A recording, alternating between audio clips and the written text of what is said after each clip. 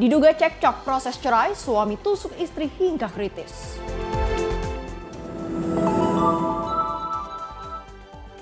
Pemerintah tambah 57 titik sumur bor di Aceh.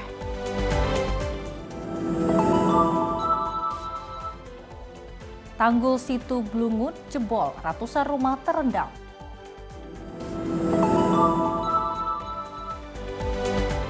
Meksiko minta kerjasama tanpa intervensi AS.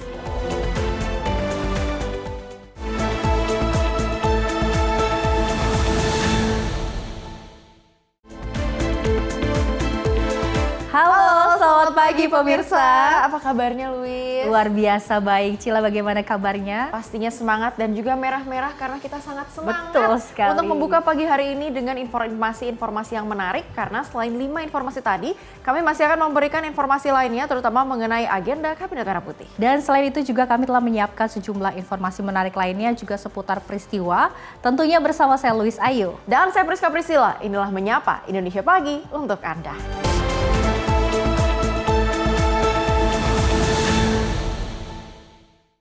Pemirsa, kita awali dengan informasi pertama di mana seorang perempuan berinisial QA yang sehari-hari bekerja sebagai ART di Kota Serang, Banten tewas ditusuk 2 orang tak dikenal pada Selasa 13 Januari 2026. Perempuan asal Kecamatan Kasemen, Kota Serang itu ditemukan tewas bersimbah darah di Jalan Raya Abdul Hadi.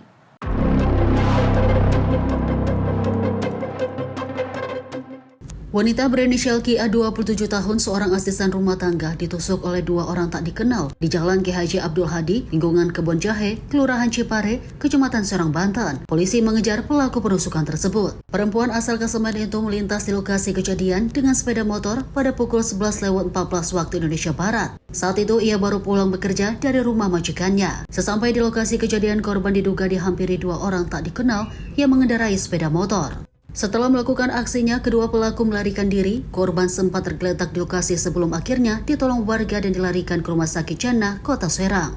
Polisi telah memeriksa sejumlah saksi di tempat kejadian perkara dan mengumpulkan barang bukti. Polresta Serang Kota mengimbau masyarakat yang mengetahui informasi terkait peristiwa tersebut agar segera melapor. Tim redaksi Simpo TV melaporkan. Pemirsa, antisipasi perang kelompok, tim patroli kepolisian menyisir sejumlah titik rawan di Kota Makassar, Sulawesi Selatan.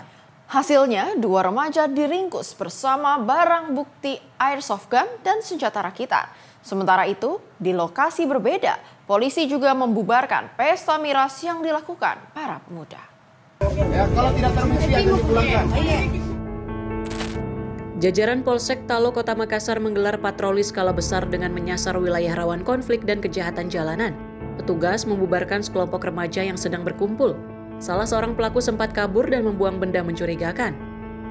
Usai pengejaran, polisi menemukan 1 pucuk airsoft gun lengkap dengan 5 butir peluru milik remaja berinisial YP.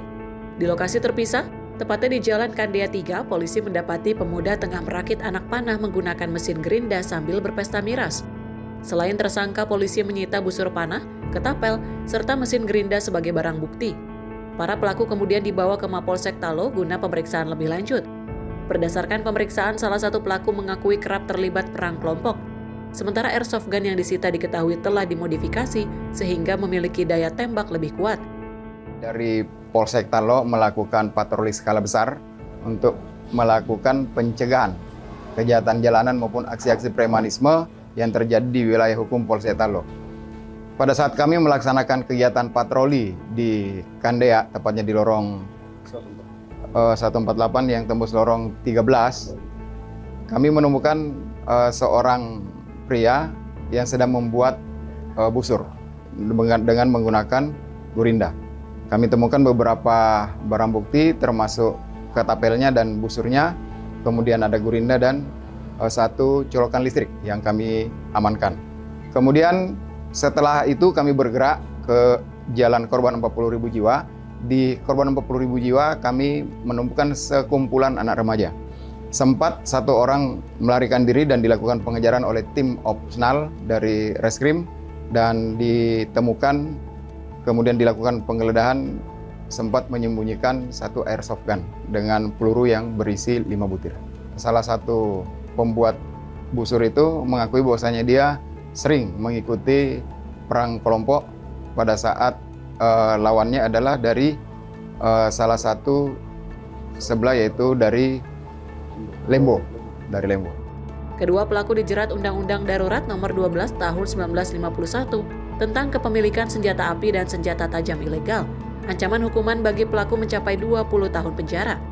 Dari Makassar, Sulawesi Selatan, jurnalis Info TV melaporkan. Walau sudah dirantai, 2 orang pelaku pencurian berhasil membawa kabur sepeda motor di rumah warga. Dan aksi pelaku terekam CCTV. 2 pelaku pencurian sepeda motor kembali meresahkan warga seberang Ulu 1 Palembang. Walau sudah dirantai di bagian velg, namun pelaku berhasil membawa kabur sepeda motor yang sedang terparkir di depan rumah warga. Kejadian ini terjadi di Lorong Mutiara 1, Kelurahan 5 Ulu, Kecamatan Seberang Ulu 1 Palembang, sekitar pukul 5 subuh. Dalam rekaman CCTV, salah satu pelaku memiliki ciri-ciri berjalan pincang hendak keluar dari jalanan rumah korban. Pemilik korban baru menyadari kendaraannya hilang saat keluar rumah usai melaksanakan sholat subuh. Dari rekaman CCTV ada 3 orang pelaku, 2 masuk ke area rumah dan satunya berjalan di luar rumah melihat situasi. Setelah subuh, aku nak buang ke ada sampah, Nah, aku je kunci motornya nampak di sini, di got ini kan. Nak aku tengok motor nak kati. Nah, langsung aku membasuh, ngomong sama rumah aku. Nanya, kenapa?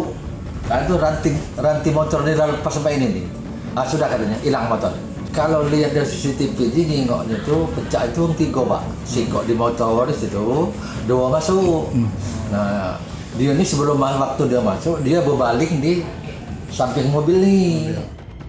Rencananya, korban akan melaporkan peristiwa ini ke pihak yang berwajib agar para pelaku dapat ditangkap dan mempertanggungjawabkan perbuatannya. Dari Palembang, Sumatera Selatan, jurnalis Info TV melaporkan. Pemirsa, 2 pelajar sekolah menengah kejuruan di Bandar Lampung, Lampung ditangkap petugas kepolisian karena diduga terlibat peredaran narkoba jenis tembakau sintetis. Saat diciduk, keduanya nekat melarikan diri menggunakan mobil dan menabrak sepeda motor petugas serta kendaraan milik warga. Pengungkapan kasus ini berawal saat tim patroli Walet sama Polresta Bandar Lampung yang juga mencurigai mobil City Car yang terparkir dengan mesin menyala di sekitar minimarket Stadion Pahoman pada Sabtu malam 10 Januari 2026. Namun saat petugas mendekati kendaraan tersebut, pengemudi justru melarikan diri dan juga menabrak 2 unit sepeda motor patroli polisi. Kejar-kejaran pun terjadi hingga mobil tersangka akhirnya berhenti setelah menabrak sepeda motor warga. Dari hasil penggeledahan, petugas menemukan barang bukti berupa 37 gram tembakau sintetis yang juga dikemas dalam 17 paket siap edar. 2 remaja berstatus pelajar SMK berinisial HR dan juga MH pun langsung diamankan. Keduanya mengaku membeli tembakau sintetis seberat 25 gram kemudian mencampurnya dengan tembakau rokok agar kuantitasnya bertambah untuk dijual kembali melalui media sosial. Ada 17 paket narkoba jenis sinte. Dan kemudian ada apa namanya itu? Timbangan. Dan rupanya kedua orang ini sedang melakukan memecah paket yang besar menjadi paket-paket yang kecil untuk di-mapping. Nah, ternyata hasil pengembangan, pemeriksaan, mereka beli secara mapping sebesar 25 gram. Kemudian mereka mencampur lagi dengan tembakau rokok yang biasa untuk bisa menghasilkan jumlah yang lebih besar. Saat ini kedua pelajar tersebut telah ditahan di sel tahanan Mapolresta Bandar Lampung. Polisi masih melakukan pengembangan untuk mengungkap jaringan peredaran narkoba terkait kasus tersebut. Dari Bandar Lampung, jurnalis Info TV melaporkan.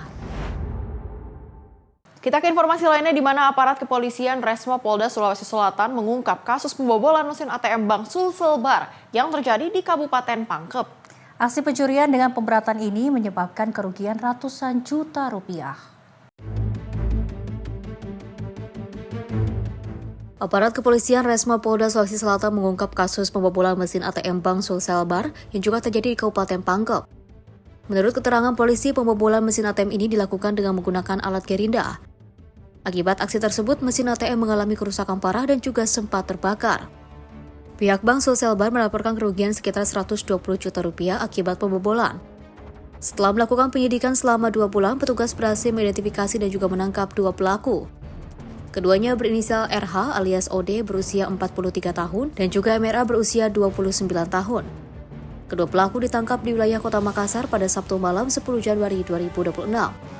Penangkapan dilakukan setelah polisi menelusuri jejak pelaku sejak aksi pembobolan yang juga terjadi pada November 2025. Saat ini kedua tersangka telah diamankan untuk menjalani proses hukum lebih lanjut. Polisi masih melakukan pengembangan untuk mendalami kemungkinan adanya pelaku lain dalam kasus ini. Ulia Haifadisa, tim redaksi Simpo TV, melaporkan. Pemirsa, seorang asisten rumah tangga atau ART di Kota Serang, Banten menjadi korban keganasan suaminya sendiri. Korban ditemukan terkapar dengan 2 luka tusuk di bagian punggung setelah diduga terlibat cekcok terkait proses perceraian.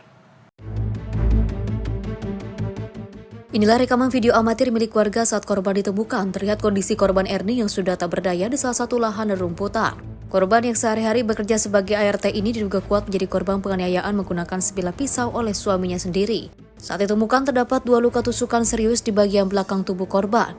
Peristiwa berdarah ini terjadi pada Selasa 13 Januari 2026 siang di tengah proses perceraian yang sedang dijalani keduanya. Menurut keterangan majikan korban, Irham, peristiwa terjadi sekitar pukul 11 siang. Diketahui selama ini korban sering mengadu bahwa dirinya kerap mengalami kekerasan dalam rumah tangga atau KDRT, sehingga memutuskan untuk berpisah dengan sang suami. Ya, saya pikir semuanya pas ketika sidang itu udah baik-baik aja semuanya. Saya lagi di toko, dapat kabar telepon bahwasanya korban ini dikejar, diintai oleh mantan suaminya. Dan mantan suaminya itu monitoring di rumah saya. Melihat dari kejadian di CCTV, korban langsung dipepet, baru motornya dirobohin gitu ya, dirobohin. Nah, laju si pelaku ini langsung nusuk korban kalau ngelihat dari CCTV-nya. Dan mungkin sementara itu yang saya ketahui. Itu terlepas daripada apa motifnya sesungguhnya, ya saya tidak tahu setelah itu. Korban kini masih menjalani perawatan intensif di rumah sakit terdekat dan juga dilaporkan dalam kondisi stabil.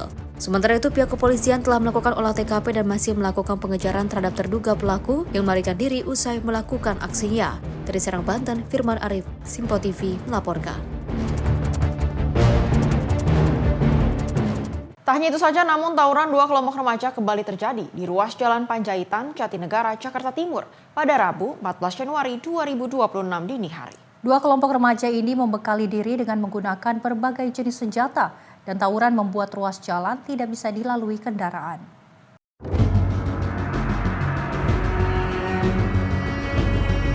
Dari video amatir terlihat 2 kelompok remaja ini saling serang menggunakan berbagai jenis benda tumpul hingga petasan di ruas Jalan Panjaitan, Jatinegara, Jakarta Timur pada Rabu 14 Januari 2026 dini hari. Bahkan ruas jalan dari arah Rawamangun menuju Cawang sempat tidak bisa dilalui oleh pengguna jalan akibat dipakai untuk arena tawuran. Menurut keterangan warga, para pelaku ini merupakan bukan hanya warga sekitar lokasi, melainkan anak-anak dari luar kawasan luar. Belum diketahui pasti apa motif para remaja melakukan tawuran, namun diduga tawuran digelar untuk membuat konten di sosial media. Tepatnya tadi sekitar pukul 12.20. Ya, ada beberapa remaja nembak petasan ke arah sini. Ya itulah seperti biasa lah. Udah beberapa kemarin semalam Senin pun seperti itu. Ini terulang lagi. Ada dari beberapa 3 kelompok apa berapa gitu. Itu mereka bawa apa tuh? Kalau bawanya sih ya macam-macam. Ada yang bawa petasan, ada yang bawa senjata tajam. Terus sempat terjadi tawuran apa? Ya sempat ada bentrok sih. Bentrok. Motifnya apa itu, Bang? Wah, kurang tahu deh kalau motifnya. Ya kadang-kadang memang Jakarta ini tawuran tuh udah halang lumrah sih. Ya seperti belum ada jalan keluar yang yang baik tawuran ini, karena terus berulang terus. Kasihan warga-warga yang jam tidurnya terganggu. Ada petasan, ada gas air mata, kesian lah. Tawuran akhirnya bubar setelah petugas kepolisian, tim patroli perintis, presisi Polres Jakarta Timur, dan dari Kesatuan Brimob tiba di lokasi. Warga berharap para remaja agar tidak melakukan kembali aksi tawuran ini dikarenakan sangat mengganggu masyarakat sekitar. Dari Jakarta, jurnalis Simpo TV melaporkan. Pemirsa, Polda Sumatera Utara menangkap 2 orang yang diduga sebagai bandar narkoba jenis Ketamine di Jalan Perintis, Kecamatan Simpang 4, Kabupaten Asahan, Sumatera Utara. Petugas mengamankan 2,5 kg narkotika jenis ketamin yang dikemas dalam plastik teh Cina.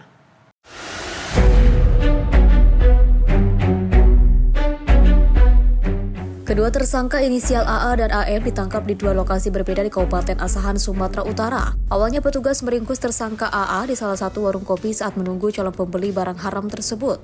Tersangka sempat mengelak dan juga membantah menyimpan narkotika tersebut. Namun tersangka tak bisa mengelak setelah petugas memeriksa jok sepeda motornya dan menemukan 2,5 kg narkotika jenis ketamin yang juga dikemas dalam plastik teh Cina. Kepada petugas, tersangka mengakui hanya diperintahkan tersangka AM untuk mengantarkan barang haram tersebut kepada calon pembeli dengan imbalan 10 juta rupiah. Petugas kemudian melakukan pengembangan dan juga menangkap tersangka AM yang diduga sebagai pengedar narkoba di Asahan. Kabid Humas Polda Su Kombes Ferry Walintukan pada Selasa siang mengatakan kedua tersangka merupakan sindikat jaringan narkoba di Asahan. Dan itu dibawa oleh dua orang inisial AA dan AM dan menggunakan kendaraan roda 2 di Jalan Perintis, Simpang 4 Asahan. Barang buktinya itu berupa ketamin sebanyak 2.400 gram dan itu ditemukan dalam 3 saset teh inisial 888. Pak, rencananya mau diedarkan di mana, Pak? Ya, rencananya diedarkan di daerah-daerah Asahan maupun di daerah Sumatera Utara. Kalau bisa. Dari penangkapan tersebut, petugas berhasil menyita barang bukti ketamin seberat 2.500 gram yang juga dikemas dalam plastik teh hijau yang diperkirakan senilai 425 juta rupiah. Saat ini petugas Direktorat Narkoba Polda Su masih mengembangkan kasus peredaran narkotikanya jenis ketamin yang juga mulai marak beredar di Kabupaten Asahan. Dari Medan, Sumatera Utara, jurnalis Simpo TV melaporkan.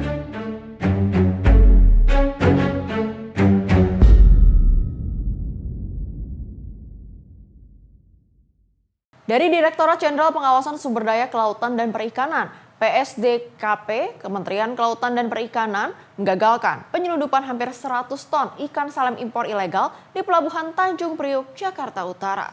Penindakan ini diklaim mencegah potensi kerugian negara hingga 4 miliar rupiah. 4 kontainer di Terminal Peti Kemas Pelabuhan Tanjung Priuk, Jakarta Utara ini disegel petugas Direktorat Jenderal PSDKP Kementerian Kelautan dan Perikanan. Peti kemas ini ditindak karena mengangkut 99,9 ton ikan salem beku asal Cina. Penggagalan bermula dari laporan warga terkait dugaan importasi ilegal oleh salah satu perusahaan berinisial PT CBJ. Modusnya pelaku menggunakan dokumen persetujuan impor yang masa berlaku kuotanya telah habis sejak pertengahan tahun 2025. Diketahui PT CBJ merupakan perusahaan perdagangan hasil perikanan yang memiliki fasilitas pembekuan ikan di wilayah penjaringan Jakarta Utara. Karena masuk kategori pengawasan post border, petugas mengambil tindakan tegas agar komoditas tersebut tidak tertahan di pelabuhan dan segera diklarifikasi oleh Badan Karantina Indonesia. Pengiriman ini diduga dilakukan pada akhir tahun 2025 dengan modus menggunakan PI yang sebenarnya sudah habis kuotanya sejak pertengahan tahun. Jadi kurang lebih Juli tahun 2025 PI-nya ini sudah habis, ya. Tetapi yang bersangkutan seolah-olah membaca bahwa ada perubahan PI, ya, yang tadinya mereka itu cuma dapat kuota 100 di awal tahun 2025, kemudian mengajukan lagi ada perubahan penambahan kurang lebih 50. Sehingga semestinya yang terbaca di PI itu adalah 150, tetapi oleh pihak pelaku usaha seakan-akan salah baca, dibaca 250, sehingga mereka sengaja melakukan importasi dengan kuota 100 ton yang itu diindikasikan adalah sebuah pelanggaran terhadap kegiatan importasi perikanan yang dilakukan oleh pelaku usaha. KKP mengklaim operasi ini mencegah potensi kerugian negara sebesar 4 miliar rupiah. Saat ini pihak kementerian masih mendalami sanksi hukum yang akan dijatuhkan kepada perusahaan. Dari Jakarta, Dio Malau, Simpo TV melaporkan. Presiden resmikan Sekolah Taruna Nusantara, janji buat sekolah unggulan tiap provinsi. Informasi selengkapnya usai jeda. Tetaplah bersama kami di Menyapa Indonesia Pagi.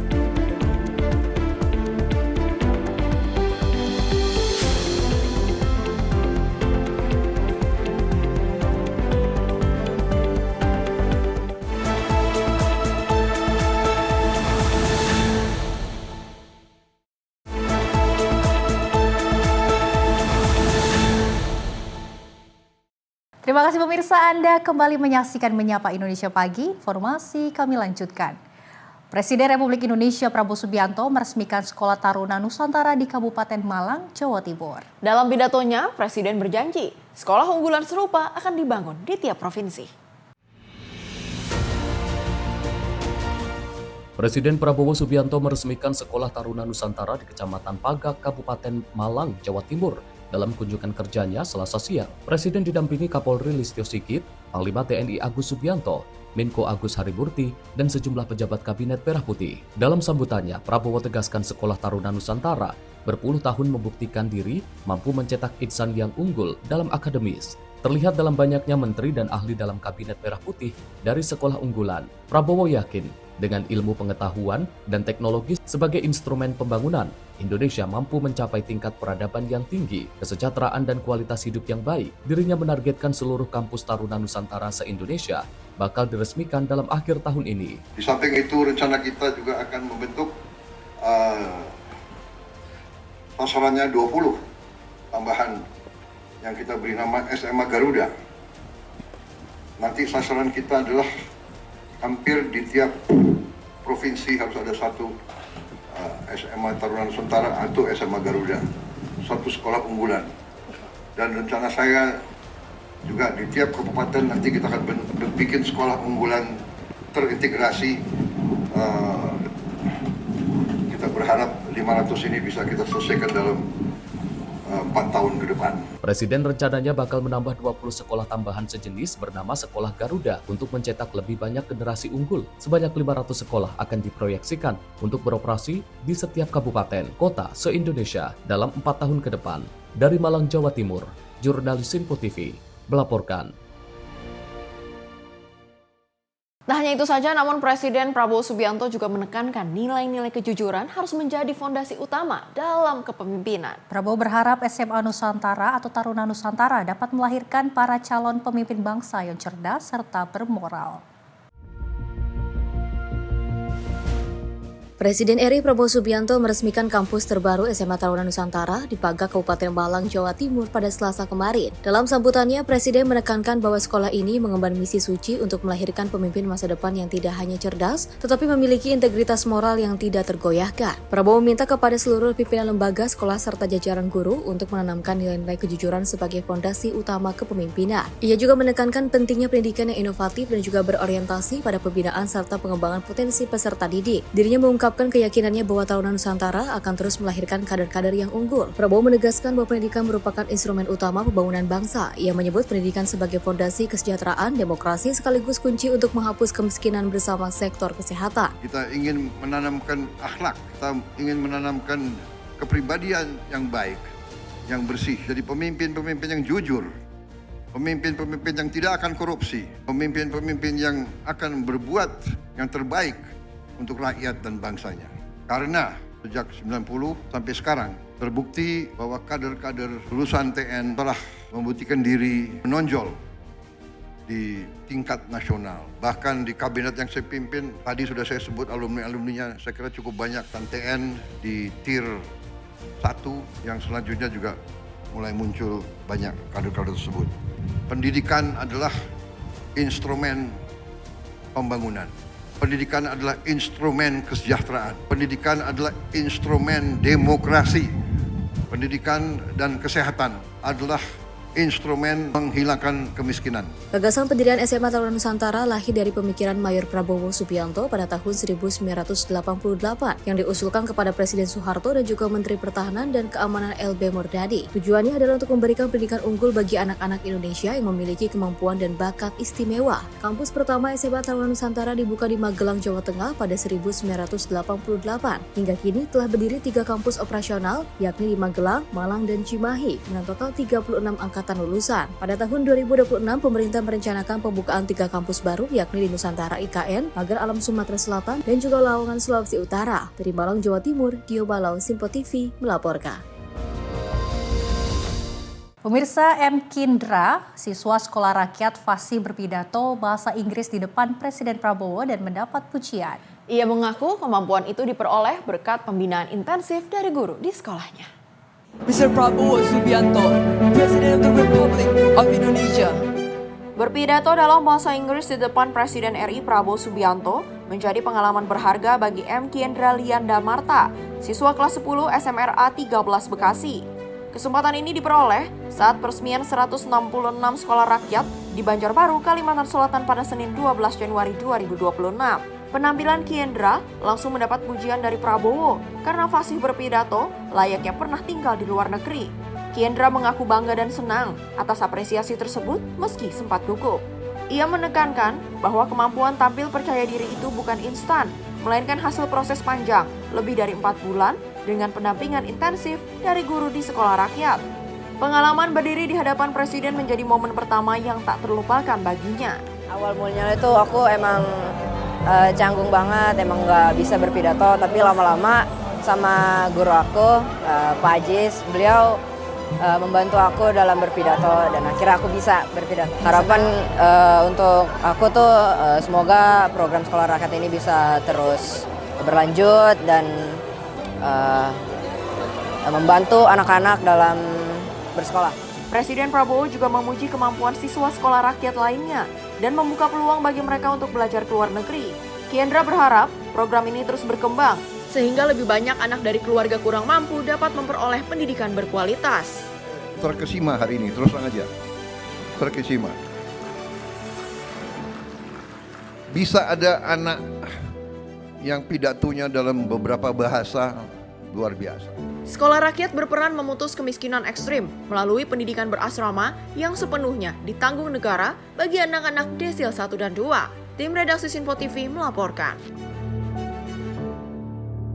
Kita beralih ke Wakil Presiden Gibran Rakabuming Raka yang bermain sepak bola bersama anak-anak sekolah sepak bola di Wamena, Papua Pegunungan. Kegiatan tersebut dilakukan Wapres dalam rangka mendukung pembinaan generasi muda, salah satunya melalui olahraga. Tiba di Wamena, Papua Pegunungan, Wakil Presiden RI Gibran Rakabuming Raka langsung menuju Stadion Lapangan Pendidikan Itlai Kinia untuk bermain sepak bola bersama anak-anak sekolah sepak bola pada Selasa 13 Januari 2026. Melalui kegiatan ini, Wapres Gibran bisa berinteraksi langsung dengan anak-anak muda Papua Pegunungan dalam suasana santai dan juga penuh keakraban, serta dalam rangka mendukung pembinaan generasi muda, salah satunya melalui olahraga. Hal ini sejalan dengan arahan Presiden Prabowo Subianto yang menekankan pentingnya pembangunan sumber daya manusia melalui olahraga sebagai bagian dari pembinaan generasi muda yang sehat, disiplin, dan juga berkarakter, khususnya di wilayah Papua Pegunungan. Dalam pertandingan persahabatan tersebut, Wapres tergabung dalam tim SSB YPK Bethlehem yang juga mengenakan kaos merah dan berhadapan dengan SSB Yehuda yang mengenakan kaos hijau. Serta pada kesempatan tersebut diperkuat oleh Ketua Komite Eksekutif Percepatan Pembangunan Otonomi Khusus Papua, Felix Fernando Wanggai, yang sebelumnya juga sempat menjabat sebagai PJ Gubernur Papua Pegunungan. Laga yang juga diikuti oleh perwakilan awak media ini berlangsung penuh semangat, sportivitas, dengan skor akhir 5-2 untuk kemenangan SSB YPK Bethlehem, dan Wapres berhasil menyumbangkan 2 gol bagi kemenangan timnya. Tim redaksi Simpo TV melaporkan. Kita beralih informasi dari Menteri UMKM RI Maman Abdurrahman yang menekankan pentingnya kolaborasi lintas sektor untuk menjaga ekosistem bisnis digital yang utuh, khususnya pada sektor transportasi online. Hal ini disampaikan Menteri Maman saat menghadiri acara Grab untuk Indonesia pada 13 Januari 2026.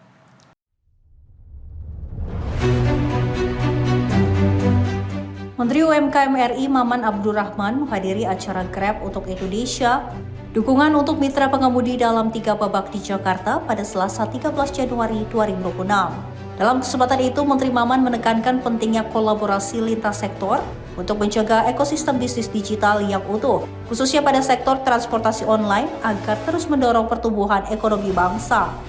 Menurutnya, pemerintah berkepentingan untuk terus memonitor segala hal terkait transportasi online sesuai dengan arahan dan perintah Presiden Prabowo Subianto.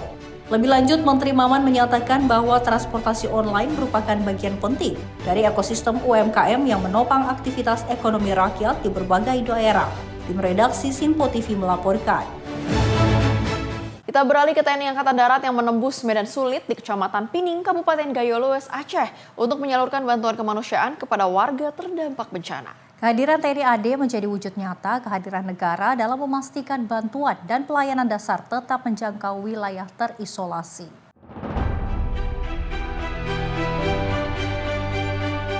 Kegiatan kemanusiaan ini dipimpin langsung oleh Dandim 0113, Gayo Lues Letkol Armet Fran Desiavan Eka Saputra, bersama prajurit Kodim Persit Kartika Chandra Kirana, tenaga kesehatan serta para relawan. Meski harus melalui jalur berat dan akses terbatas akibat dampak bencana, prajurit TNI AD tetap berupaya menyalurkan bantuan kepada masyarakat. Bantuan yang disalurkan meliputi sembako, alas tidur, selimut, serta pakaian layak pakai untuk memenuhi kebutuhan dasar warga terdampak. Selain itu, TNI AD bersama unsur terkait juga menggelar dapur umum serta makan bersama warga guna memastikan kebutuhan konsumsi masyarakat tetap terpenuhi hingga pelayanan kesehatan gratis turut diberikan kepada warga. Dandim 0113 Gayo Lues menegaskan, kegiatan ini merupakan wujud komitmen TNI Angkatan Darat untuk selalu hadir dan membantu masyarakat dalam situasi darurat. Sementara itu, warga setempat menyampaikan apresiasi dan terima kasih atas kepedulian dan bantuan yang diberikan TNI AD. Bantuan tersebut dinilai sangat membantu meringankan beban masyarakat dalam upaya pemulihan pasca bencana. Jihan Nabila, Sinpo TV melaporkan. Pemirsa, pasca banjir bandang dan tanah longsor yang melanda Kabupaten Pidi Jaya Aceh, TNI Angkatan Darat bergerak cepat memulihkan sektor pendidikan. Satuan Tugas Penanggulangan Bencana Alam TNI dari Kodim 0102 Pidi bersama Yonif TP 836 Brahma Yuda melaksanakan pembersihan PAUD Alfia di Desa Blangcut Murah 2, Senin 12 Januari 2026. Sekolah pendidikan anak usia dini tersebut mengalami kerusakan cukup parah akibat terjang banjir bandang. Ruang kelas, halaman sekolah, hingga fasilitas pendukung tertutup lumpur tebal, sampah, dan material sisa banjir, sehingga proses belajar mengajar terpaksa dihentikan. Puluhan personel TNI diterjunkan untuk membersihkan lingkungan sekolah menggunakan peralatan manual hingga alat berat. Pembersihan difokuskan pada ruang kelas, halaman sekolah, serta sarana pendukung lainnya, agar sekolah kembali layak digunakan dan kegiatan belajar mengajar dapat segera berjalan. Dalam keterangannya, Komandan Kodim 0102 PD, Letkol Infanteri Abdul Hadi menegaskan, pemulihan fasilitas pendidikan menjadi prioritas utama pasca bencana.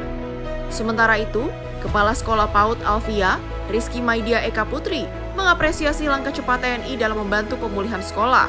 Sangat membantu sih Pak, karena kalau tanpa mereka pun mungkin ini nggak akan berkurang, karena kurang lebih tanah yang tertimbun di sini hampir 3 meter.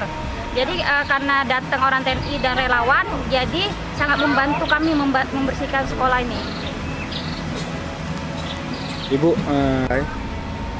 Assalamualaikum warahmatullahi wabarakatuh. Saya sangat berterima kasih kepada Bapak TNI dan relawan yang sudah membantu membersihkan TK Arfia.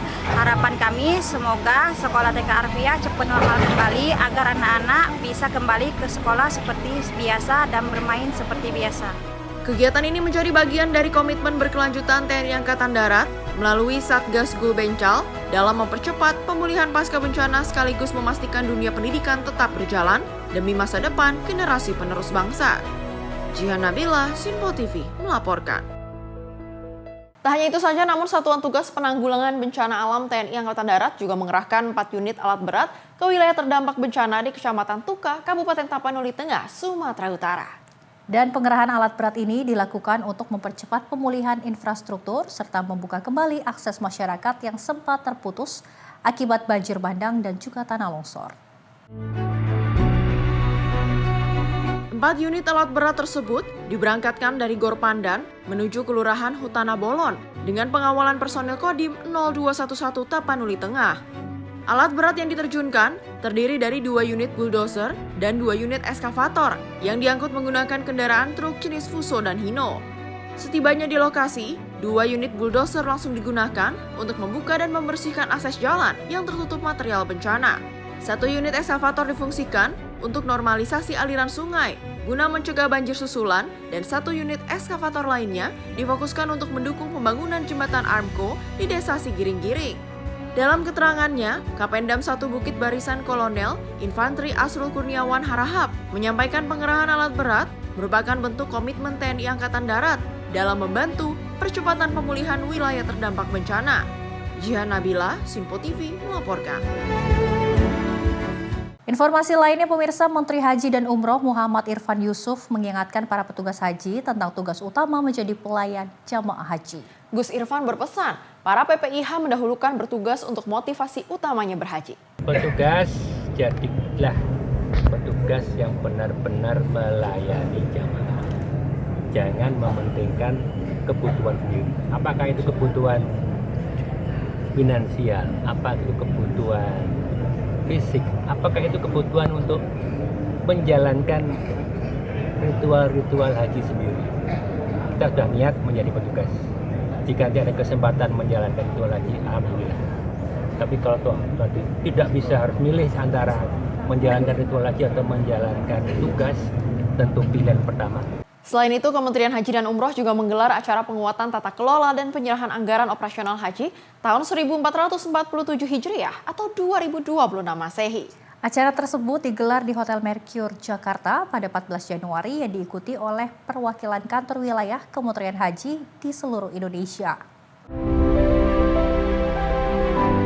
Kegiatan penguatan tata kelola dan penyerahan anggaran operasional haji tahun 1414 Hijriah diikuti oleh perwakilan kantor wilayah Kementerian Haji seluruh Indonesia.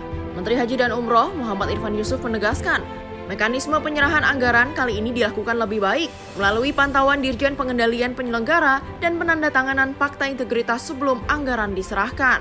Ini mungkin salah satu yang kebaruan yang ada di Kementerian Haji.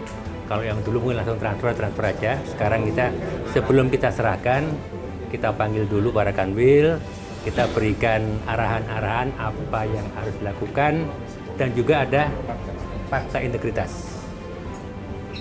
Tadi saya sampaikan bahwa di Kementerian Haji ini ada dirjen, ada dirjen pengendalian, ada 2, dan dirjen pengendalian itu kita ambilkan dari orang luar, ada yang dari KPK, ada yang dari Kejaksaan, dan bermacam-macam.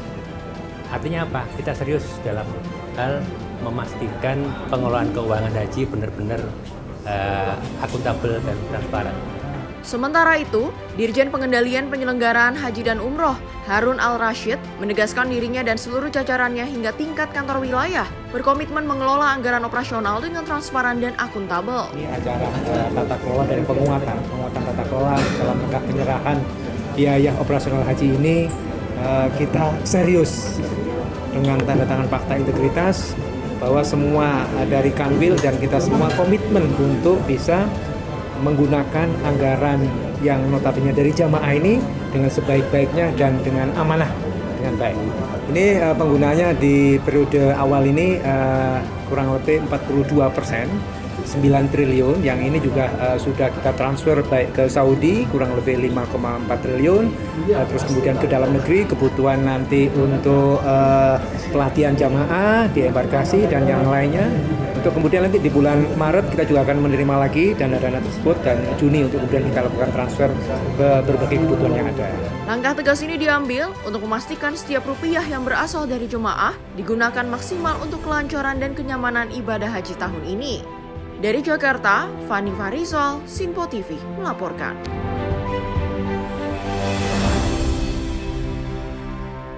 Pemirsa, pemerintah pastikan evakuasi WNI di Iran belum diperlukan. Informasi selengkapnya usai jeda, tetap bersama kami di Sinpo TV.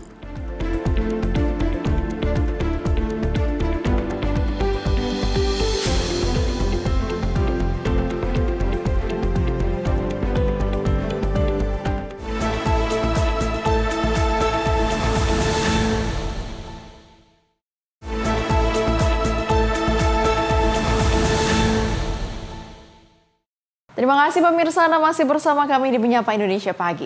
Kita lanjutkan ke informasi berikutnya, di mana pemerintah memastikan langkah evakuasi bagi warga negara Indonesia di Iran masih belum diperlukan hingga saat ini. Langkah tersebut belum dilakukan lantaran titik krusial WNI dan demonstrasi yang tidak berdekatan. Menteri Luar Negeri Sugiono memastikan kondisi lokasi WNI yang berjauhan dengan titik demonstrasi di Iran menjadi hal utama imbauan evakuasi sebelum dilaksanakan. Meskipun demikian, Sugiono menghimbau seluruh WNI untuk tetap waspada serta menjalin komunikasi dengan perwakilan RI di Iran. Hal ini disampaikan dirinya saat menemui pewarta di Ruang Palapa, Kementerian Luar Negeri Rabu siang. Diketahui WNI yang berada di Iran didominasi kaum pelajar, dengan titik terkonsentrasi di kota Qom dan Isfahan yang tidak terganggu dengan aksi demonstrasi besar. Terkonsentrasi di Qom dan Isfahan, laporan yang sampai ke saya tentu saja ini juga kita lihat dinamikanya, tidak banyak WNI yang terdampak, tetapi juga kita harus sampaikan pada seluruh warga negara Indonesia yang ada di Iran untuk tetap waspada, perhatikan perkembangan situasi, menghindari tempat-tempat atau titik-titik demonstrasi, dan saya juga sudah menyampaikan kepada dubes kita di Teheran untuk mempersiapkan langkah-langkah jika sewaktu-waktu evakuasi itu perlu dilakukan. Kalau dilihat dari situasinya, tadi saya sampaikan di beberapa kota yang sebenarnya juga bukan merupakan titik-titik demonstrasi besar. Ya, kita lihat perkembangannya. Lebih lanjut, aksi protes di Iran ini sudah berlangsung selama 17 hari terakhir dengan total 65 orang meninggal dunia. Kericuan juga telah meluas ke 512 titik di 180 kota dalam 31 provinsi di negara Iran. Dari Jakarta, Max Munte Runabayu, Simpo TV melaporkan. Pemirsa, Menteri Kelautan dan Perikanan bersama Menteri Dalam Negeri melepas 1.142 taruna kelautan dan perikanan untuk diterjunkan membantu wilayah terdampak bencana di Aceh dan juga Sumatera. Para taruna ini akan ditempatkan di sejumlah wilayah untuk mempercepat proses pemulihan pasca bencana.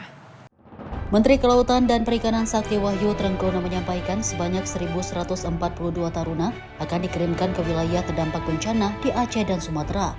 Wahyu menyebut para taruna akan ditempatkan di beberapa titik lokasi untuk membantu proses pemulihan pasca bencana.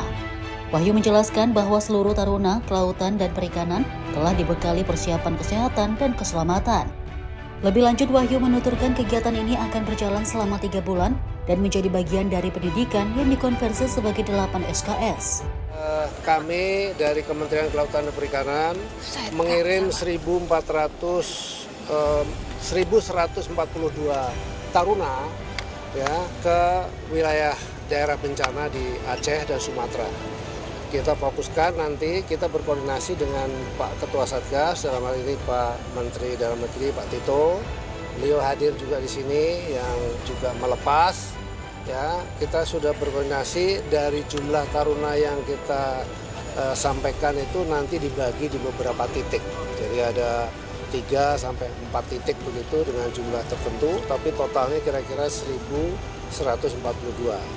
Kita punya 6.000 taruna kurang lebih, jadi nanti kalau Pak Mendagri call lagi kita kira-kira untuk ditambahkan, kita siap untuk itu. Itu yang intinya. Saya sudah pergi ke sana, baru 1 minggu yang lalu, sudah keliling dari ujung ke ujung, memang medannya sangat luar biasa. Dan kita sudah bekali kepada seluruh taruna ini, kita sampaikan jangan sampai mereka kemudian di sana menjadi sakit. Itu juga satu hal, mereka harus bekerja, jadi itu menjadi bagian dari pengalaman untuk para taruna, dan kita akan berikan juga sebagai satu kredit 8 SKS.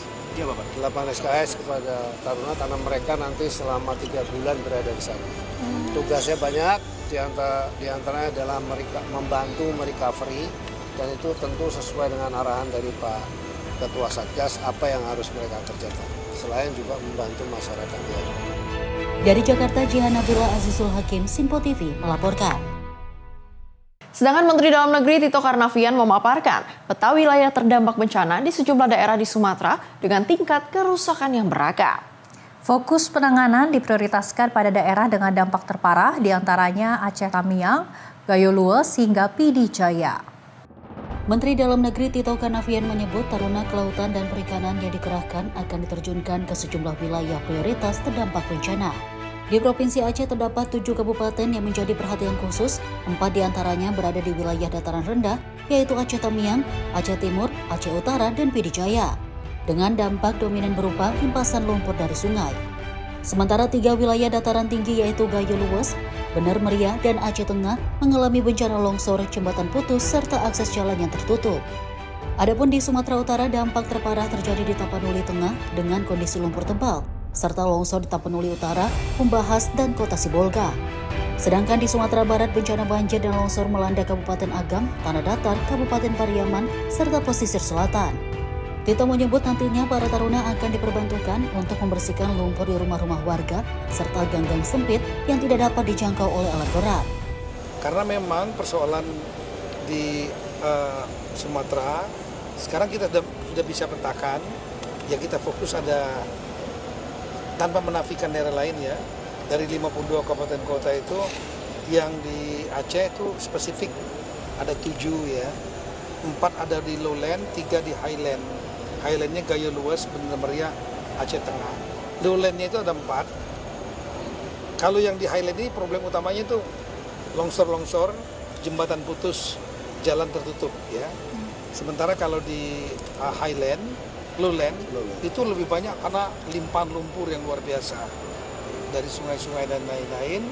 Itu terutama di Aceh Tamiang, kemudian Aceh Timur, Aceh Utara, Pidi Jaya. 4 ini. Meskipun ada juga tempat-tempat lain yang terdampak, tapi nggak seberat yang 4 ini. Kalau di Tapanuli, Sumatera Utara, terutama Tapanuli Tengah, itu yang banyak lumpurnya. Tapanuli Selatan, Kota Sibolga, kemudian di Tapanuli Utara longsoran, di daerah Humbang Hasudutan longsoran.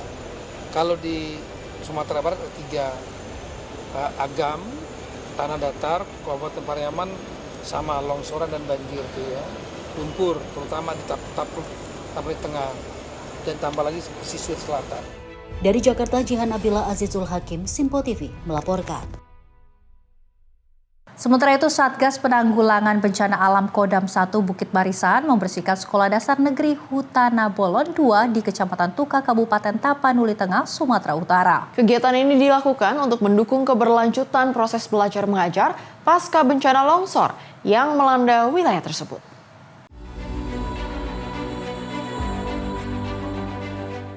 Prajurit TNI dari Kodim 0211 Tapanuli Tengah bersama personel Yonif TP diterjunkan ke lokasi untuk membersihkan lumpur, perabot sekolah, serta memperbaiki bagian bangunan yang terdampak. Pembersihan difokuskan pada ruang kelas halaman serta fasilitas sekolah yang tertutup lumpur dan material longsoran. Selain pembersihan, Satgas Gubencel juga melaksanakan perbaikan fisik, diantaranya pembuatan fondasi dinding pembatas dan pemasangan batako secara gotong royong menggunakan peralatan manual. Kapendam 1 Bukit Barisan menyampaikan, kegiatan ini merupakan bentuk kepedulian TNI Angkatan Darat terhadap dunia pendidikan di wilayah terdampak bencana. Melalui upaya ini diharapkan sekolah dapat segera digunakan kembali sehingga kegiatan belajar mengajar berjalan normal pasca bencana. Tim redaksi Simpo TV melaporkan. Informasi kembali dari Menteri Haji dan Umroh Muhammad Irfan Yusuf yang meninjau aktivitas diklat petugas haji di Asrama Haji Jakarta. Menteri Haji berharap para pelayan tamu Allah ini dalam kondisi sehat dan juga senantiasa bertekad kuat untuk selalu melayani jamaah haji di Tanah Suci.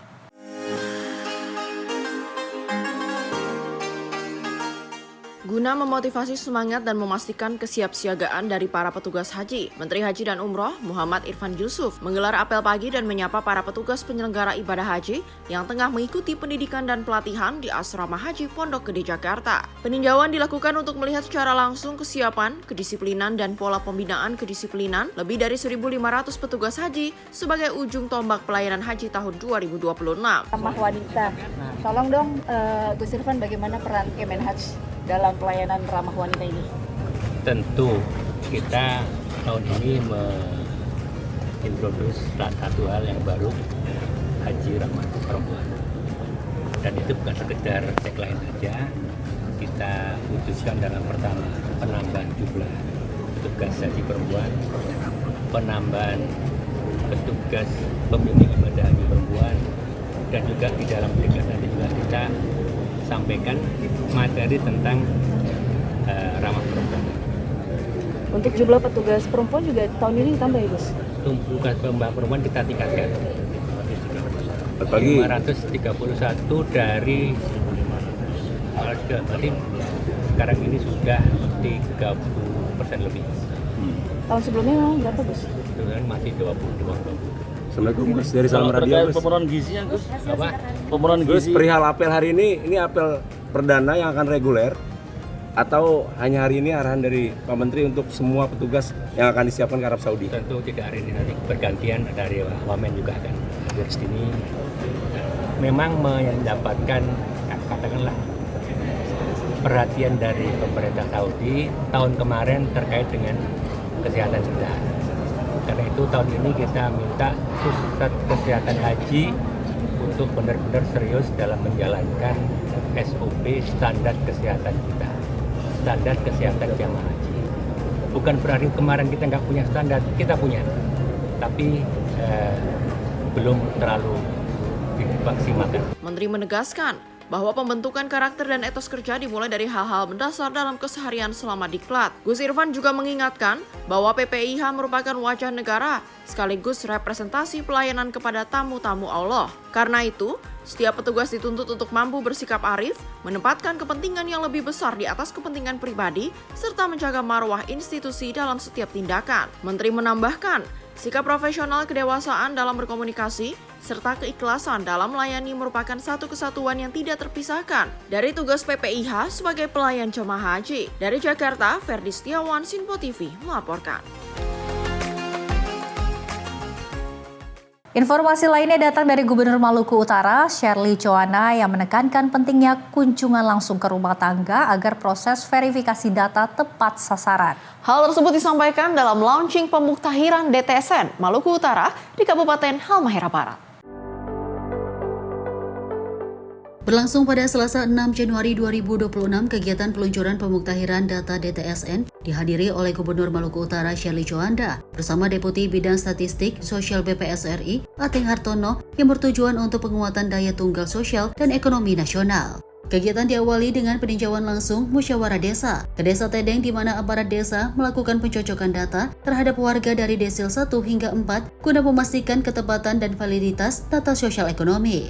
Selanjutnya dilakukan juga penandatanganan perjanjian kerjasama dan nota kesepahaman antara pemerintah daerah dan BPS sebagai bentuk komitmen bersama dalam menyediakan data yang muktahir, terintegrasi, dan berkualitas. Saya ucapkan terima kasih dan apresiasi setinggi-tingginya atas kedatangan perwakilan dari BPS RI langsung hadir Pak Deputi bersama dengan kita di Halmahera Barat. Selamat datang di Maluku Utara.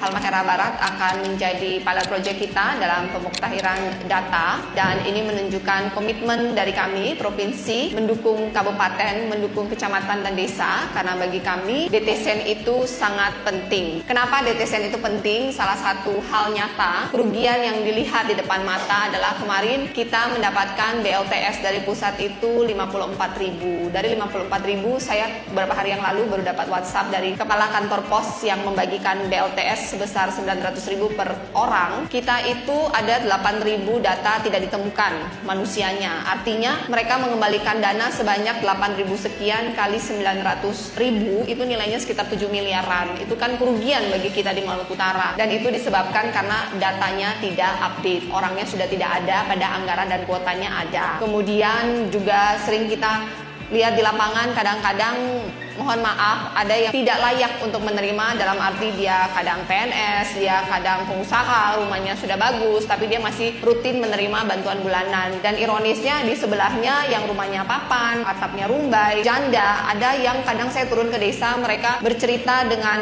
menangis, berkaca-kaca bahwa selama mereka hidup tidak pernah mendapat bantuan, sehingga tujuan bansos itu diberikan kepada mereka yang belum mandiri secara ekonomi, tujuannya untuk membuat mereka bisa mandiri dan kemudian membantu membantu transisi dari mereka lemah menjadi mandiri, kemudian lepas dari bansos. Tugasnya demikian. Jadi banyak program kita yang tidak bisa terserap karena data kita itu mereka yang di lapangan kurang sejahtera. Di lapangan saya sering ketemu pendapatan di bawah 1,5 juta satu keluarga per bulan, rumah masih kayu, tidak punya kamar mandi. Mereka itu tidak ada dalam desa 1-5, sehingga kita di lapangan, terutama kita di pemerintahan ini, ketika mau membantu mereka, kita terkendala dengan administrasi. Karena semua bantuan ini hanya bisa keluar kepada mereka yang ada di desa 1-5.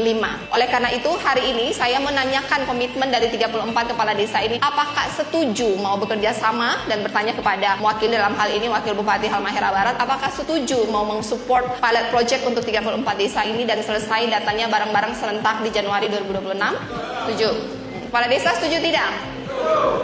Dinsos? Terima kasih atas komitmennya, sehingga jika 34 desa ini misalnya hasilnya menunjukkan deviasi kita 30%, 50%, 40%, itu kan angkanya banyak, dan kemudian itu bisa menjadikan alasan untuk kita melakukannya serentak se-Maluku Utara. Melalui kegiatan ini, DTSN diharapkan dapat menjadi fondasi data yang kuat dalam mendukung perencanaan, pelaksanaan, dan evaluasi pembangunan di Maluku Utara. Tim redaksi Sinpo TV melaporkan.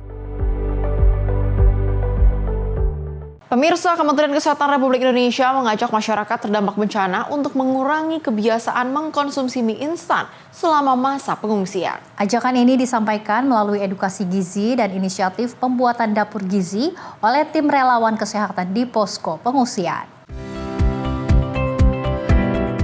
Tim relawan kesehatan di salah satu posko pengungsian Kecamatan Pausangan, Kabupaten Biren Aceh, menginisiasi pembentukan dapur gizi bersama para penyintas. Langkah ini dilakukan sebagai upaya menjaga asupan gizi masyarakat selama masa pengungsian pasca bencana. Inisiatif dapur gizi berangkat dari keprihatinan relawan gizi terhadap kebiasaan pengungsi yang cenderung mengonsumsi mie instan. Konsumsi mie instan dinilai belum memenuhi kebutuhan gizi seimbang karena minim serat dan protein. Melalui dapur gizi, relawan dan para penyintas bersama-sama mengolah makan bergizi dari bahan pangan lokal yang mudah didapat. Kegiatan ini sekaligus menjadi sarana edukasi sederhana tentang pentingnya gizi seimbang untuk menjaga kesehatan dan daya tahan tubuh. Kementerian Kesehatan menegaskan edukasi gizi di posko pengungsian menjadi bagian penting dalam proses pemulihan masyarakat terdampak bencana. Dengan adanya dapur gizi ini diharapkan kesadaran masyarakat akan pentingnya pola makan sehat meningkat serta kondisi kesehatan penyintas tetap terjaga selama di pengungsian. Tim redaksi Sinpo TV melaporkan. Pemirsa, Menteri Koordinator Bidang Pangan Zulkifli Hasan meninjau langsung pelaksanaan program makan bergizi gratis di sejumlah sekolah di Jakarta. Dan dalam kunjungannya tersebut, Zulkifli Hasan menyapa para siswa dan melihat secara langsung manfaat program unggulan Presiden Prabowo Subianto bagi generasi muda. Menteri Koordinator Bidang Pangan Zulkifli Hasan mengunjungi SMK Negeri 33 Jakarta dan SMK Hang Tua 2 Jakarta Utara. Kunjungan ini dilakukan untuk memastikan program makan bergizi gratis atau MBG berjalan sesuai target dan memberi manfaat nyata bagi para siswa. Zulkifli Hasan mengaku senang melihat keceriaan para siswa-siswi sebagai generasi penerus bangsa yang menerima makan bergizi secara langsung di sekolah. Menurutnya, program MBG menjadi salah satu upaya strategis pemerintah dalam membentuk generasi Indonesia yang sehat dan cerdas. Program makan bergizi gratis merupakan program unggulan Presiden Republik Indonesia Prabowo Subianto yang terus dikelola dan diawasi secara ketat. Pemerintah melakukan koordinasi monitoring dan evaluasi secara berkelanjutan agar pelaksanaan program ini berjalan optimal dan zero accident. Pemerintah berkomitmen terus memperluas jangkauan program makan bergizi gratis ke berbagai daerah di Indonesia sebagai investasi jangka panjang bagi kualitas sumber daya manusia. Tim redaksi Sinpo TV melaporkan. Kita ke informasi lainnya di mana pemerintah mempercepat akses air bersih di Aceh dengan menambah 57 titik sumur bor. Beberapa sumur sudah selesai dibangun dan mulai dimanfaatkan oleh warga. Pemerintah terus mempercepat pemulihan layanan dasar pasca bencana di Aceh, salah satunya melalui penyediaan air bersih. Kementerian Pekerjaan Umum menambah 57 titik sumur bor, baik dangkal maupun dalam, di sejumlah kabupaten kota seperti Aceh Tamiang, Pidijaya, dan Bandar Meriah. Pekerjaan ini melengkapi 24 titik sumur bor yang sebelumnya sudah dibangun oleh Balai Wilayah Sungai Sumatera. Progres di lapangan bervariasi mulai dari persiapan alat, proses pengeboran, hingga sumur yang telah selesai dan langsung digunakan warga. Di Aceh Tamiang, 5 sumur dangkal telah rampung dan menunjang operasional fasilitas kesehatan, tempat ibadah, dan kebutuhan harian masyarakat. Pengeboran sumur dalam pun terus berlanjut dengan kedalaman mencapai 85 meter di beberapa lokasi strategis. Pembangunan sumur bor juga berjalan di Pidijaya dan Bandar Maria meski menghadapi tantangan geografis dan teknis. Beberapa sumur dangkal telah selesai dan digunakan, sementara sumur dalam masih dalam tahap pengeboran atau survei geolistrik. Menteri PU Dodi Hanggodo menekankan pentingnya ketersediaan air bersih sebagai kebutuhan mendesak bagi kesehatan dan aktivitas warga pasca bencana. Tim redaksi Sinpo TV melaporkan. Pemirsa, Menteri Pendidikan Dasar dan Menengah Abdul Muti meresmikan hasil revitalisasi 14 satuan pendidikan di Kota Banjarmasin, Kalimantan Selatan. Revitalisasi tersebut dilakukan dalam rangka memperkuat kualitas layanan pendidikan dan mendorong semangat belajar para siswa serta meningkatkan motivasi peserta didik.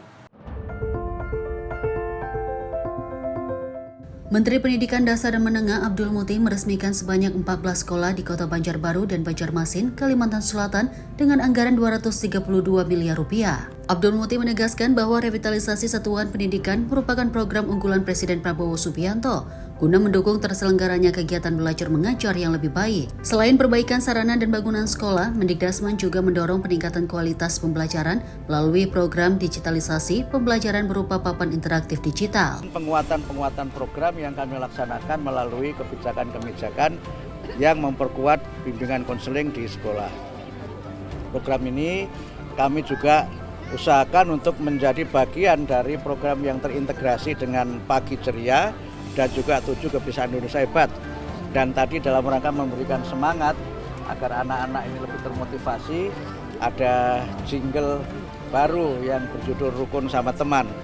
Yang ini merupakan pelaksanaan dari arahan Bapak Presiden pada saat peluncuran program digitalisasi pembelajaran. Dengan adanya program revitalisasi satuan pendidikan ini, Mendikdasman berharap kebijakan-kebijakan tersebut dapat mendorong terwujudnya layanan pendidikan yang lebih bermutu. Ia pun mengajak seluruh pihak untuk menjaga dan memanfaatkan fasilitas yang telah direvitalisasi secara optimal. Dari Kalimantan Selatan, Sri Dewi Andayani, Mutia Anggiani, Sinpo TV melaporkan. Sedangkan dari Menteri Koordinator Bidang Pembangunan Manusia dan Kebudayaan, Pratikno, mendorong percepatan pemulihan infrastruktur seperti pasar hingga logistik di wilayah terdampak bencana. Hal itu penting dilakukan guna mendorong ekonomi di wilayah terdampak bencana seperti Aceh, Sumut, dan Sumatera Barat yang agar bisa kembali menggeliat. Usai mengikuti rapat koordinasi tim pengarah Satuan Tugas Percepatan Rehabilitasi dan Rekonstruksi Pasca Bencana di wilayah Sumatera, pada Selasa sore, Menteri Koordinator Bidang Pembangunan Manusia dan Kebudayaan Pratikno berkomitmen mendorong percepatan pemulihan infrastruktur seperti pasar hingga jalur logistik di wilayah terdampak bencana. Selain itu, Pratikno juga meminta produksi UMKM di wilayah terdampak bencana harus kembali diaktifkan. Sekarang ini tanggap darurat tetap jalan, terus kemudian pemulihan untuk semua aspek kehidupan masyarakat tetap jalan. Untuk tadi pertanyaannya tentang ekonomi, infrastruktur dipercepat pemulihannya, apakah itu pasar, apakah itu logistik, jalur logistik, termasuk juga semaksimal mungkin secepatnya juga pemulihan untuk sektor produksi masyarakat. UMKM jalan masuk dikoordinir Pak Menko Penmas, Menteri Pertanian juga masuk untuk urusan pertanian, nelayan dari Kementerian Perikanan, dan juga selain itu selain infrastruktur dipulihkan, ya, produksi mulai diaktifkan, dan tentu saja juga bantuan ke masyarakat agar peredaran uang di masyarakat semakin banyak sehingga juga akan menggerakkan perekonomian lokal, ya. Itu aja, makasih. Hal tersebut penting dilakukan guna mendorong ekonomi di wilayah terdampak bencana seperti Aceh, Sumut, dan Sumatera Barat bisa kembali menggeliat. Dari Jakarta, Pio Malau, Sinpo TV melaporkan. Viral, ratusan buruh pelabuhan Ambon ricuh. Informasi selengkapnya sejenak. Tetaplah bersama kami di Sinpo TV.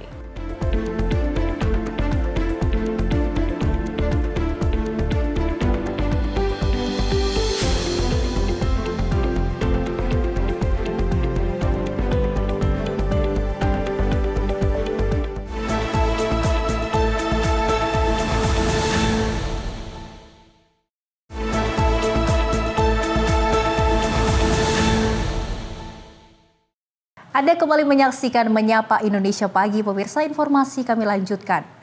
Viral, ratusan buruh pelabuhan Yosudarso mengamuk dan mengejar Kepala Pelni Cabang Ambon pada Senin 12 Januari 2026 siang. Ratusan buruh ini mengamuk lantaran dipaksa turun dengan cara melompat dari atas kapal.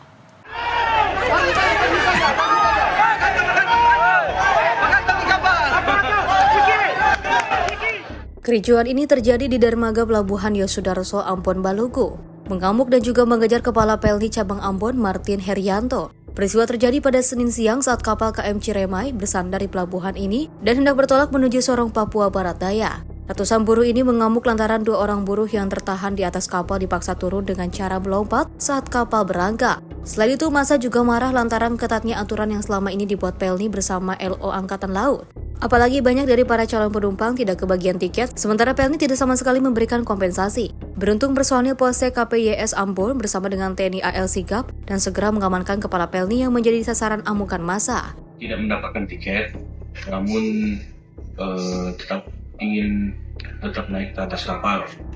Nah, ini tadi Cak Pelni juga sampaikan ke saya, kalau dari Pelni itu tidak ada kewenangan untuk menambahkan si penumpang, menambahkan berapa tiket. Nah, jadi untuk saya himbau kepada masyarakat yang tidak mempunyai tiket, kalau mau berpergian ke menggunakan kapal harus mempunyai tiket terlebih dahulu. Kalau memang ada kebutuhan mendesak, baiknya disiapkan dari jauh-jauh hari. Pihak Pelni mengaku set di atas kapal terbatas sehingga tiket juga dijual secara terbatas. Dan kompensasi tiket diberikan hanya kepada anak yang juga orang tuanya telah memiliki tiket. Soal penerapan ketat sebelum naik kapal lantaran banyaknya ilegal selama ini, alias tiket bukan atas nama penumpang sebenarnya. Dan pihak Pelni mengimbau warga atau calon penumpang bisa membeli tiket lebih awal. Jika musim mudik, disarankan membeli juga arus baliknya agar tidak mengalami kendala dalam perjalanan. Mengingat keterbatasan seat di kapal, sehingga semua terbatas, termasuk jumlah tiket yang dijual. Nah, yang jadi masalah adalah kemungkinan penumpang-penumpang tersebut membeli tiket saat pergi ke Ambon itu tidak dibekali dengan tiket yang pulang sekalian, sehingga pada hari dia akan pulang terjadi penumpukan di lapangan. Di sisi lain dia digiring oleh harus masuk beraktivitas di hari berikutnya, sementara di sisi lain tiketnya nggak ada gitu loh. Ini yang juga jadi masalah. Tapi yang jelas kami sudah memprotektif dari awal bahwa belilah tiket dari awal, tiket pergi dan pulang sekalian. Jangan tiket perginya aja, antisipasi hal itu. Ternyata apa yang kami prediksikan sangat betul terjadi. Nah, penumpang-penumpang ini juga sepertinya memaksakan diri. Dan juga mereka banyak bawa tiket lanjutan atau tiket bukan dari identitas yang pemiliknya. Itu jadi masalah juga, Pak. Karena bagaimanapun tiket itu ada asuransinya. Ketentuan kan harus mengharuskan kami tiket dan identitas itu sama semuanya. Itu yang menjadikan masalah di lapangan. Selain protes buruh, ratusan calon penumpang juga layangkan protes akibat tak kebagian tiket kapal. Mereka adalah calon penumpang yang juga mudik Nataru di Ambon dan hendak balik ke Papua. Namun hingga 3 pekan menunggu, mereka tidak mendapatkan tiket kapal Pelni tujuan Papua. Meski sempat terjadi ketegangan, kawasan Pelabuhan Yosudarso Ambon kembali kondusif. Pihak Pelni memilih tidak menempuh jalur hukum atas insiden ini dan juga memilih menyelesaikan secara kekeluargaan. Dari Ambon, Maluku, jurnalis Simpo TV melaporkan. Menerima bantuan revitalisasi dari Kementerian Pendidikan Dasar dan Menengah, Kepala SMA Negeri 7 Banjarmasin, Arjudin, berharap suasana belajar para murid semakin aman dan juga nyaman. Tidak hanya dirasakan oleh para pihak sekolah saja, namun murid juga senang dengan adanya bantuan revitalisasi tersebut, sehingga mereka dapat menikmati fasilitas lengkap tanpa keterbatasan.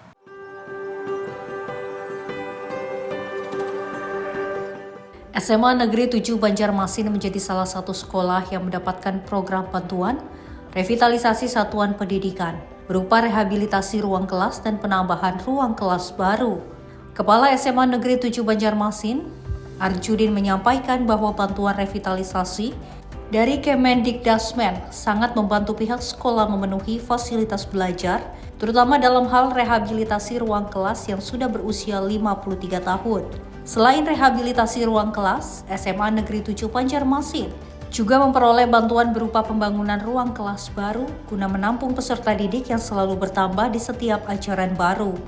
Alhamdulillah tahun ini, tahun 2025, kami mendapatkan bantuan pemerintah program revitalisasi berupa rehab ruang kelas dan juga pembangunan ruang kelas baru.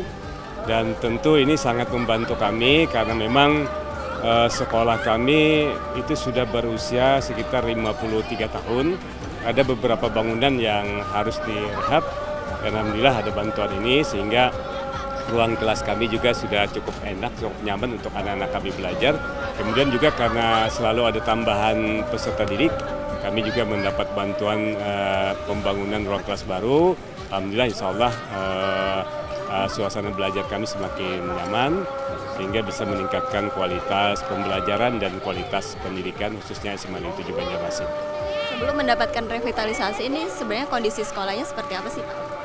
Sebelum mendapat revitalisasi ada beberapa ruang kelas sebetulnya yang perlu mendapat bantuan di rehab total karena memang usianya sudah lumayan lama dan cukup mengkhawatirkan. Kemudian apabila air pasang itu terkadang menggenang di dalam ruangan. Dan setelah kita mendapat bantuan rehab sudah kita tinggikan dan meskipun air pasang tidak lagi tergenang sehingga suasana belajar lebih enak, lebih nyaman. Manfaat dari program bantuan revitalisasi dari Kemendikdasmen juga turut dirasakan oleh para murid SMA Negeri 7 Banjarmasin. Dengan adanya rehabilitasi ruang belajar dan penambahan ruang kelas baru, mereka mengaku suasana belajar jadi semakin nyaman. Selain itu, fasilitas belajar di sekolah juga menjadi lebih layak. Dari saya sendiri, saya bersyukur karena sekolah saya mendapatkan program tersebut. Dikarenakan dengan program ini, siswa-siswi dari sekolah saya mampu lebih untuk belajarnya lebih giat lagi. Harapan saya mungkin bagi beberapa sekolah yang belum mendapatkan program revitalisasi agar dapat program tersebut dan juga dapat di programnya dapat rata ke seluruh sekolah yang ada di Indonesia. Sebelum dapat program ini, pelajaran di sekolah lancar. Namun apabila mendapatkan program ini, pasti akan lebih lancar dan lebih memahami pelajaran yang diberikan oleh guru. Yang pasti senang karena lingkungan di sekolah jadi lebih bagus dan yang pasti kegiatan pembelajarannya juga bakal jadi lebih nyaman.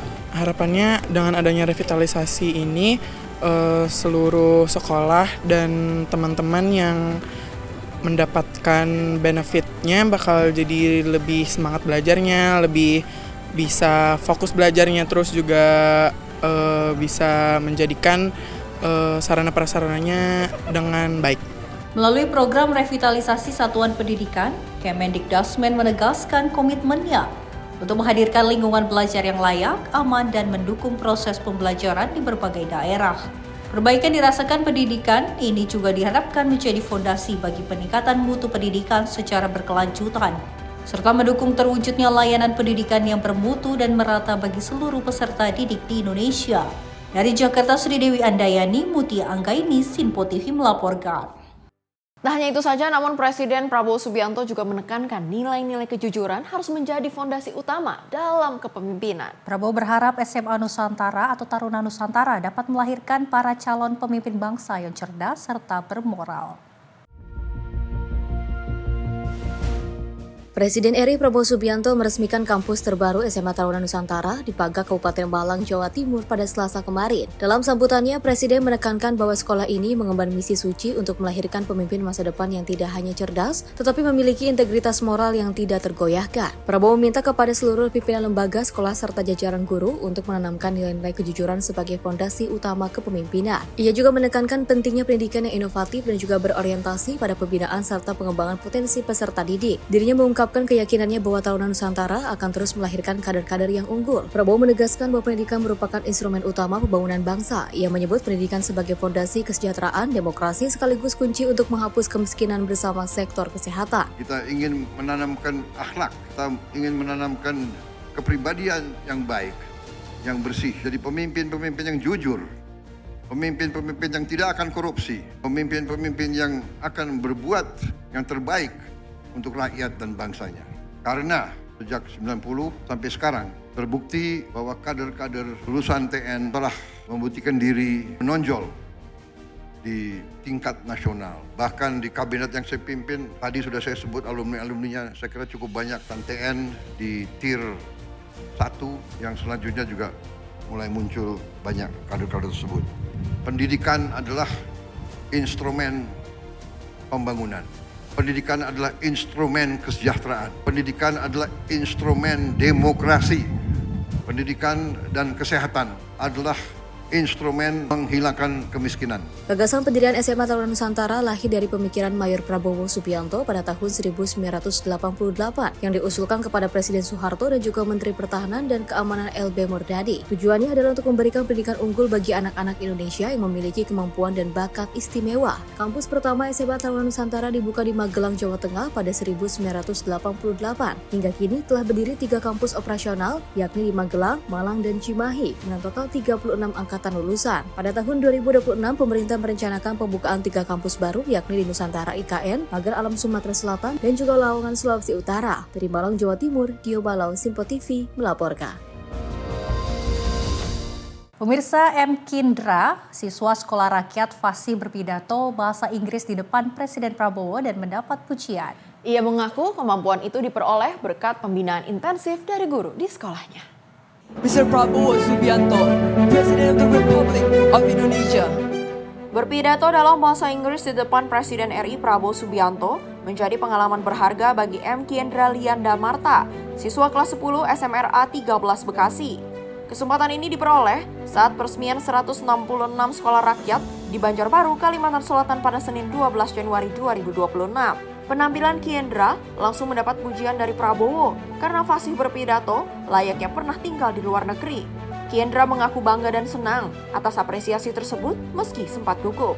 Ia menekankan bahwa kemampuan tampil percaya diri itu bukan instan, melainkan hasil proses panjang, lebih dari 4 bulan, dengan pendampingan intensif dari guru di sekolah rakyat. Pengalaman berdiri di hadapan Presiden menjadi momen pertama yang tak terlupakan baginya. Awal mulanya itu aku emang canggung banget, emang nggak bisa berpidato, tapi lama-lama sama guru aku, Pak Ajis, beliau membantu aku dalam berpidato dan akhirnya aku bisa berpidato. Harapan untuk aku tuh semoga program sekolah rakyat ini bisa terus berlanjut dan membantu anak-anak dalam bersekolah. Presiden Prabowo juga memuji kemampuan siswa sekolah rakyat lainnya dan membuka peluang bagi mereka untuk belajar ke luar negeri. Kendra berharap program ini terus berkembang, sehingga lebih banyak anak dari keluarga kurang mampu dapat memperoleh pendidikan berkualitas. Terkesima hari ini, terus terang aja. Terkesima. Bisa ada anak yang pidatonya dalam beberapa bahasa luar biasa. Sekolah rakyat berperan memutus kemiskinan ekstrim melalui pendidikan berasrama yang sepenuhnya ditanggung negara bagi anak-anak desil 1 dan 2. Tim redaksi Simpo TV melaporkan. Pemirsa, Sekolah Rakyat Kupang berperan sebagai ruang pemulihan sosial bagi anak-anak dari keluarga miskin ekstrim. Dan melalui pendidikan berasrama, perilaku siswa yang sebelumnya gemar berkelahi kini menunjukkan perubahan yang positif.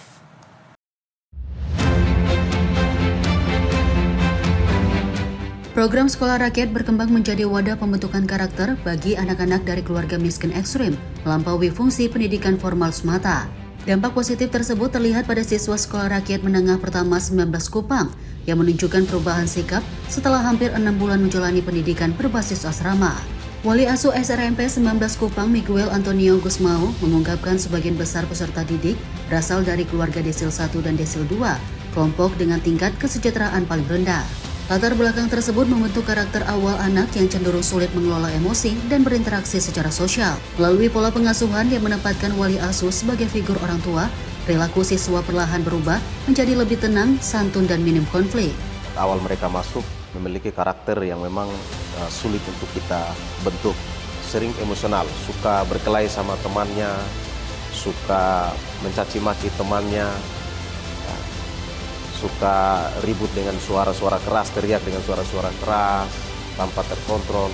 Kalau dulu di awal-awal kita datang pasti ada yang nangis, pasti saja ada yang nangis. Ada yang katanya ini bully, pasti ada. Tapi sekarang sudah kita minimalisir, puji Tuhan cukup baik untuk saat ini.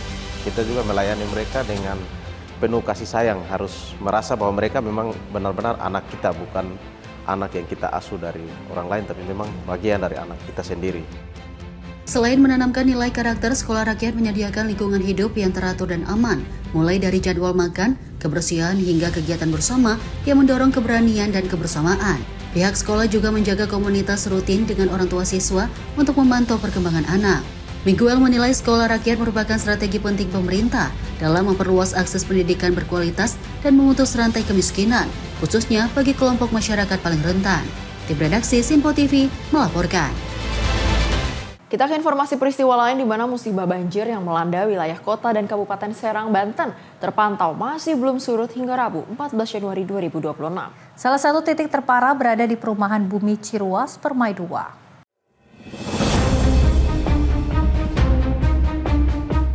Musibah banjir yang melanda wilayah kota dan Kabupaten Serang, Provinsi Banten terpantau masih belum surut hingga Rabu 14 Januari 2026. Salah satu titik terparah berada di perumahan Bumi Ciruas Permai 2 atau BCP 2 yang merendam sedikitnya 10 RT di lingkungan RW 05. Akibat genangan air yang cukup tinggi, aktivitas harian warga lumpuh total.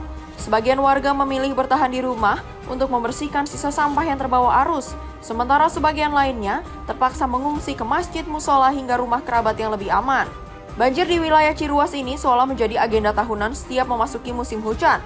Selain faktor topografi wilayah yang rendah, luapan air kiriman dari daerah lain memperburuk kondisi di kompleks perumahan tersebut. Hingga saat ini, warga masih berjaga-jaga mengantisipasi adanya kenaikan debit air jika hujan kembali turun. Masyarakat berharap pemerintah segera turun tangan, baik dalam pemberian bantuan darurat maupun solusi jangka panjang untuk memutus rantai banjir tahunan di wilayah Ciruas. Tim redaksi Simpo TV melaporkan. Pemirsa, tanggul Situ Blungun di Kecamatan Kragilan, Kabupaten Serang, Banten jebol pada Selasa malam. Dan akibatnya ratusan rumah warga hingga kantor desa Sentul terendam banjir dengan ketinggian mencapai 1 meter. Dan derasnya luapan air juga memutus akses jalan utama dan memaksa pihak PLN untuk memadamkan aliran listrik demi menjamin keselamatan warga. Beginilah kondisi Jalan Raya Sentul Cisaid, Kecamatan Kragilan, Kabupaten Serang, Banten yang lumpuh total tak bisa dilalui kendaraan.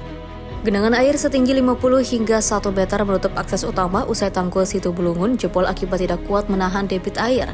Tak hanya jalan, luapan air yang datang secara tiba-tiba juga merendam permukiman warga dan kantor desa Sentul. Sejumlah kendaraan roda 2 maupun roda 4 milik warga tak sempat dievakuasi dan terjebak di tengah banjir. Guna menghindari bahaya korsleting listrik, pihak PLN terpaksa memadamkan aliran listrik di wilayah terdampak. Hal ini dilakukan lantaran ada salah satu gardu listrik yang juga turut terendam genangan air. Selain karena intensitas hujan yang tinggi, warga menyebut jebolnya tanggul menjadi penyebab utama air masuk dengan cepat ke dalam rumah. Dari jam 12. Kalau tadi pagi belum ya? Belum. Mulai jam 12 mulai tinggi. Oh, ini mobil motor nggak bisa melintas nih? Oh, nggak bisa. Nggak bisa. Jalan sementara ditutup dulu. Berapa kedalaman sih? Sekitar hampir 40. Di jalan 40 hampir setengah meter, Pak. 40 kalau di rumah ya? 30. Kalau di dalam rumah 30-an, 40-an.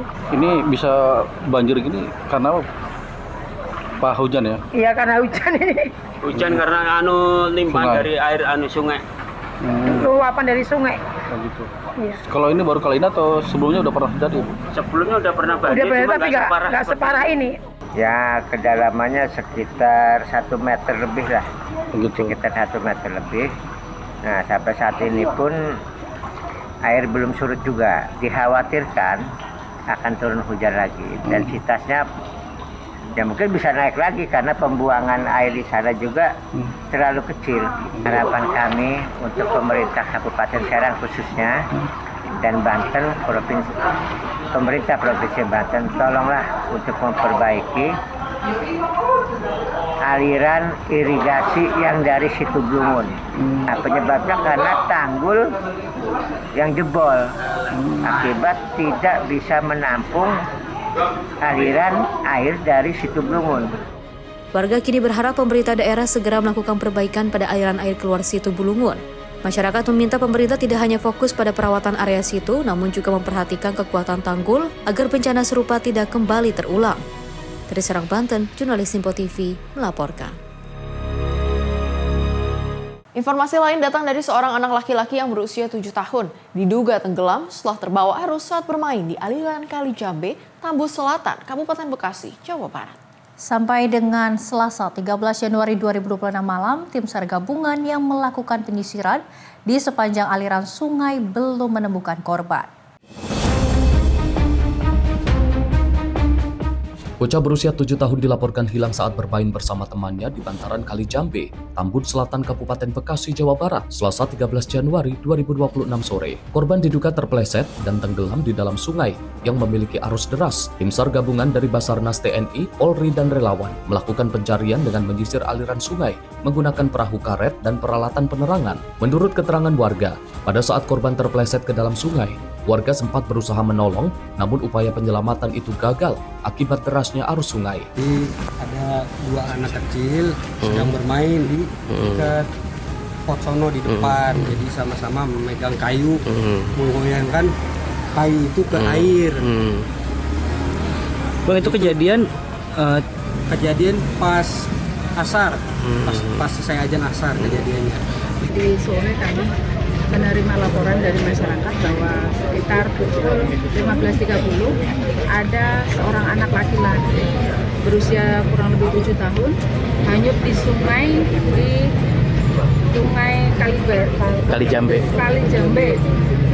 Untuk kesulitan dan kendala sementara ini arus masih deras dan kali sempit dan banyak obstacle seperti pohonan menjorok ke air dan banyak pangling.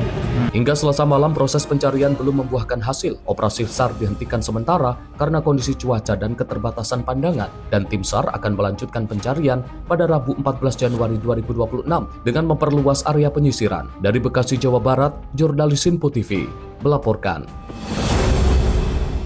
Pemirsa, kebakaran hebat melahap hampir seluruh bangunan pabrik PT atau milik PT Hardayasu Komponen yang berada di kawasan industri Gajah Tunggal, Kelurahan Alam Jaya, Kecamatan Jati Uwung, Kota Tangerang, Banten pada Rabu 14 Januari 2026 dini hari. Sebanyak 43 personel BPBD Kota Tangerang dibantu 13 unit mobil pemadam kebakaran dikerahkan untuk memadamkan api. Keputusan perambatan kita lakukan dari samping agar api tidak semakin membesar. Kobaran api dengan cepat membesar menyambar bahan material mudah terbakar di area pabrik PT Hardayasu Komponen di kawasan industri Gajah Tunggal, Kelurahan Alam Jaya, Kecamatan Jati Uwung, Kota Tangerang, Banten, Rabu 14 Januari 2026. Hampir seluruh bangunan pabrik ludes terbakar, mulai dari area produksi hingga finishing, sebelum akhirnya melahap bangunan utama pabrik yang memproduksi garmen kualitas ekspor.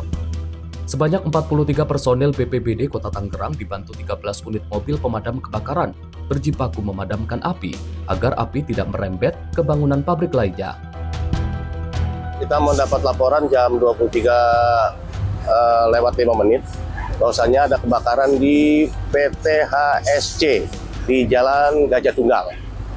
Kita langsung menurunkan dari UPT Priuk 4 unit, dibantu oleh Mako, juga dibantu oleh UPT Cibodas. Kita langsung bisa melokalisir TKP itu dalam waktu setengah jam. Kesulitan kita hanyalah mencari sumber air sebetulnya. Cuma satu gedung ini aja yang ada di belakang kita. Bang, ke belakang dulu bang, bisa nggak? Biar nggak ngerembet. Terus. Diduga api pertama kali muncul pada tempat produksi di bagian belakang pabrik, lalu merembet ke ruangan lainnya. Sementara itu penyebab pasti kebakaran masih dalam penyelidikan kepolisian.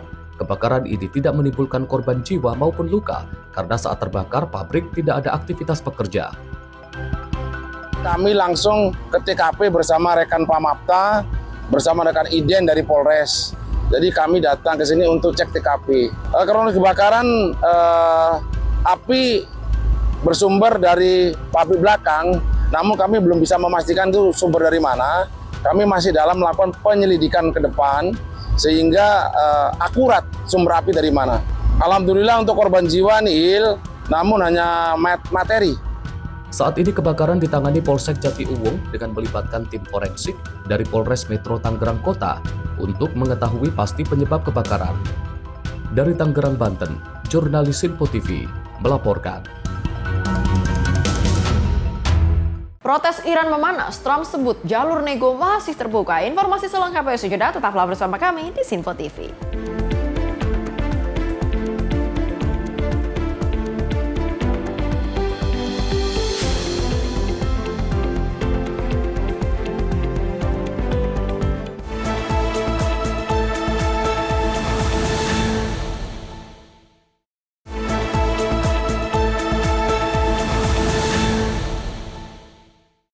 Terima kasih pemirsa, Anda kembali menyaksikan Menyapa Indonesia Pagi. Pemirsa, Presiden Amerika Serikat Donald Trump menyatakan Iran ingin bernegosiasi dengan Washington. Badan pernyataan ini muncul di tengah meningkatnya jumlah korban jiwa dalam gelombang protes di Iran. Aktivis HAM menyebut sedikitnya 646 orang tewas akibat penindakan aparat keamanan.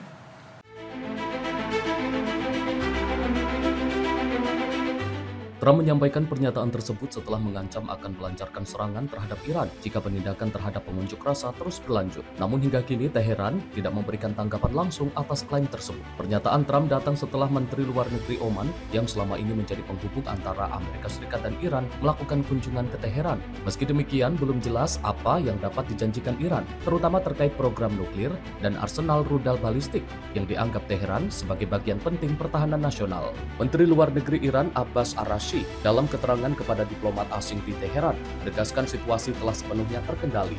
Araghchi menuduh Israel dan Amerika Serikat sebagai pihak di balik kekerasan tanpa menyertakan bukti. Araghchi menyebut demonstrasi menjadi keras dan berdarah untuk memberi alasan bagi Presiden Amerika Serikat melakukan intervensi. Meski begitu, ia menegaskan Iran tetap terbuka untuk diplomasi. Juru bicara Kementerian Luar Negeri Iran Ismail Baghai menyatakan saluran komunikasi dengan Amerika Serikat masih terbuka, namun menekankan perundingan harus berdasarkan kepentingan bersama dan bukan dikte sepihak. Sementara itu, puluhan ribu pendukung pemerintah turun ke jalan dalam aksi pro-rezim. Televisi negara Iran menayangkan seruan mati untuk Amerika dan mati untuk Israel. Sejumlah massa juga meneriakkan mati bagi musuh Tuhan. Jaksa Agung Iran sebelumnya memperingatkan siapapun yang terlibat dalam protes akan dianggap sebagai musuh Tuhan. Status hukum yang dapat berujung pada hukuman mati.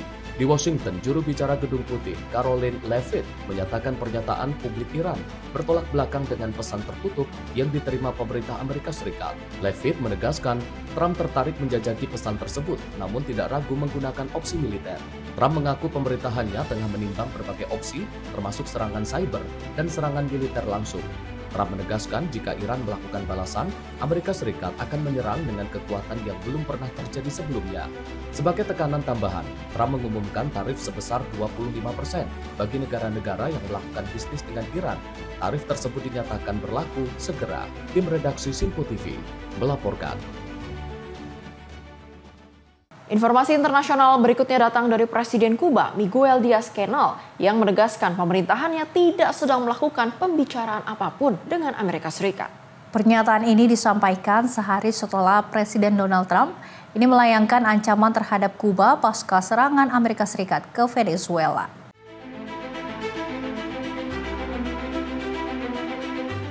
Diaz-Canel menyampaikan pernyataan tersebut melalui serangkaian unggahan di media sosial X. Hal ini merespon pernyataan Trump yang menyarankan Kuba segera membuat kesepakatan sebelum terlambat. Dalam unggahannya, Diaz-Canel menegaskan hubungan Kuba dan Amerika Serikat harus berlandaskan hukum internasional, bukan ancaman, hostilitas, atau tekanan ekonomi. Ia menambahkan Kuba selalu terbuka untuk dialog yang serius dan bertanggung jawab dengan pemerintah Amerika Serikat termasuk pemerintah saat ini. Namun dialog tersebut harus berdasarkan kesetaraan kedaulatan, saling menghormati, tanpa campur tangan dengan urusan dalam negeri. Pernyataan Diaz-Canel juga disebarkan ulang oleh Menteri Luar Negeri Kuba, Bruno Rodriguez. Sebelumnya, Trump menyatakan Kuba tidak lagi akan mendapat pasokan minyak dan dukungan keuangan dari Venezuela. Pernyataan ini muncul setelah serangan Amerika Serikat ke Venezuela yang menyebabkan tewasnya 32 perwira Kuba dan penangkapan Presiden Nicolas Maduro. Sebelum serangan tersebut, Kuba menerima sekitar 35.000 barel minyak per hari dari Venezuela. Selain itu, pasokan juga datang dari Meksiko dan Rusia. Para pakar menyebut, terhentinya pasokan Venezuela dapat memperparah krisis energi di pulau tersebut. Presiden Meksiko Claudia Sheinbaum menolak memberikan rincian terkait pasokan minyak ke Kuba, namun menegaskan bantuan tersebut telah berlangsung lama dan bukan hal baru. Meski masih menerima pasokan minyak, Kuba terus dilanda pemadaman listrik akibat kelangkaan bahan bakar dan kondisi jaringan listrik yang rapuh. Para ahli memperingatkan kekurangan petroleum akan memperdalam krisis ekonomi yang diperparah pandemi COVID-19 serta pengetatan sanksi Amerika Serikat. Pemerintah Kuba menyatakan sanksi Amerika Serikat telah menyebabkan kerugian lebih dari 7,5 miliar dolar dalam setahun terakhir. Kondisi ini juga memicu gelombang migrasi besar-besaran menuju Amerika Serikat. Pengamat hubungan Kuba-Amerika Serikat, Andy S. Gomez, menilai pernyataan Diaz Channel sebagai upaya membeli waktu bagi elit pemerintah Kuba, namun menurutnya saat ini tidak terlihat tanda Kuba akan segera menghubungi pejabat Amerika Serikat. Situasi hubungan Washington dan Havana dinilai semakin tegang dengan tekanan ekonomi yang terus meningkat dan masa depan Bulog yang masih belum jelas. Tim redaksi Simpo TV melaporkan. Pemirsa, Presiden Meksiko Claudia Sheinbaum menyatakan bahwa intervensi militer Amerika Serikat untuk memerangi kartel narkoba di negaranya dinilai tidak diperlukan setelah percakapan telepon dengan Presiden Donald Trump. Sheinbaum menegaskan kerjasama akan terus berlanjut tanpa kesediaan menerima pasukan Amerika Serikat di tanah Meksiko.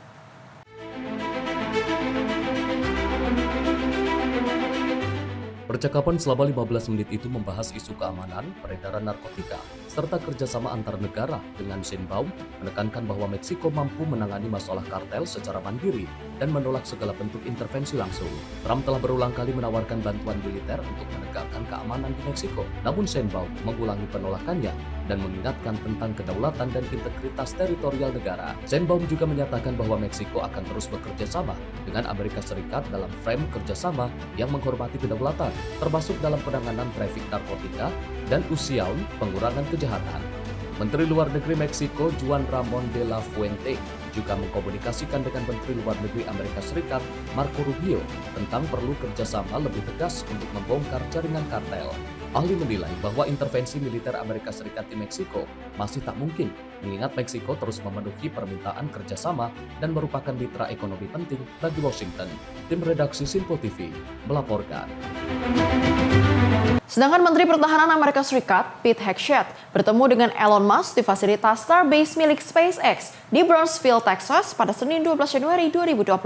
Pertemuan ini merupakan bagian dari tur nasional bertajuk Arsenal of Freedom yang bertujuan memperkuat industri pertahanan Amerika Serikat. Rekaman yang beredar di media sosial memperlihatkan Elon Musk menyambut Hegseth sebelum memberikan tur pribadi ke fasilitas tersebut. Starbase dikenal sebagai pusat pengembangan dan uji coba roket SpaceX. SpaceX saat ini memegang kontrak dari Pentagon senilai $739 juta Amerika Serikat. Kontrak tersebut digunakan untuk meluncurkan satelit peringatan dini rudal yang akan dimulai pada akhir tahun 2026. Hal ini menempatkan perusahaan milik Elon Musk sebagai salah satu kontraktor pertahanan penting dalam program peluncuran keamanan nasional Amerika Serikat. Pete Hegseth sedang menjalani tur nasional selama 1 bulan bertajuk Arsenal of Freedom. Inisiatif ini bertujuan merevitalisasi basis industri pertahanan Amerika Serikat serta mempercepat manufaktur militer untuk memperkuat keamanan nasional. Kegiatan ini mengikuti dorongan belanja pertahanan Presiden Donald Trump senilai $500 miliar Amerika Serikat. Trump memperingatkan perusahaan-perusahaan bahwa mereka bisa mengalami pemotongan jika gagal mempercepat produksi. Presiden juga menuntut pembatasan gaji eksekutif serta penghentian dividen dan pembelian kembali saham. Tim redaksi Simpo TV melaporkan. Pemirsa, investigasi pidana yang dilakukan pemerintah Donald Trump terhadap Ketua Bank Sentral Amerika Serikat, Jerome Powell, justru memicu perlawanan dari para pembela independensi The Fed. Mereka menilai langkah ini sebagai upaya Presiden Donald Trump untuk menguasai kebijakan bank sentral. Gelombang kecaman ini muncul di tengah ketidakpastian ekonomi Amerika, tekanan inflasi dan juga perlambatan pasar tenaga kerja memperbesar taruhan politik dalam menentukan keseimbangan kekuasaan antara Gedung Putih dan Bank Sentral. Sejumlah anggota Partai Republik dan ekonomi ternama menilai pemerintah Trump telah melampaui batas dengan melayangkan panggilan hukum terhadap Powell. Langkah tersebut dinilai mengancam independensi The Fed dalam menetapkan kebijakan suku bunga. Investigasi pidana ini menjadi yang pertama kalinya dalam sejarah terhadap ketua The Fed yang juga masih menjabat. Hal tersebut memicu respon tegas dari Powell serta pembelaan terbuka dari 3 mantan ketua The Fed dan juga sejumlah pejabat ekonomi senior. Dukungan juga datang dari sejumlah senator Republik yang juga memiliki kewenangan menyetujui calon pengganti Powell. Mereka menegaskan pentingnya menjaga bank sentral tetap bebas dari intervensi politik. Gedung Putih menyatakan Presiden Trump tidak mengarahkan langsung Departemen Kehakiman untuk menyelidiki Powell. Namun juru bicara Gedung Putih, Caroline Leavitt, juga menegaskan Trump menilai Powell gagal menjalankan tugasnya. Leavitt juga menyatakan penentuan ada atau tidaknya unsur pidana dalam kasus ini sepenuhnya menjadi kewenangan Departemen Kehakiman. Sementara Powell tetap bersikeras menentukan kebijakan suku bunga berdasarkan data ekonomi, bukan keinginan Presiden. Tim redaksi Simpo TV melaporkan. Informasi lainnya mengenai sebuah masjid Teheran yang dilaporkan dibakar saat aksi protes anti pemerintah dan kerusuhan terus meluas di Iran. Laporan menyebut ratusan orang tewas dan kerusakan terjadi di berbagai kota. Puluhan masjid serta infrastruktur dan kendaraan mengalami kerusakan selama gelombang protes. Menteri Luar Negeri Iran Abbas Araghchi menyatakan bahwa antara 8 hingga 10 Januari 2026, sebanyak 53 masjid dilaporkan terbakar di seluruh negeri. Ia juga menyebut terjadinya kerusakan pada infrastruktur dan kendaraan. Kepala Kepolisian Teheran Brigadir Jenderal Ahmad Reza Radan menyampaikan bahwa pasukan keamanan bertindak keras dan tegas terhadap apa yang disebutnya sebagai perusuh. Radan menambahkan banyak orang telah ditangkap setelah dipisahkan dari para pengunjuk rasa damai. Rezim Iran menuduh Amerika Serikat dan Israel memicu gerakan protes. Lembaga Iran Human Rights yang berbasis di Norwegia melaporkan setidaknya 648 pengunjuk rasa tewas, termasuk 9 anak di bawah usia 18 tahun.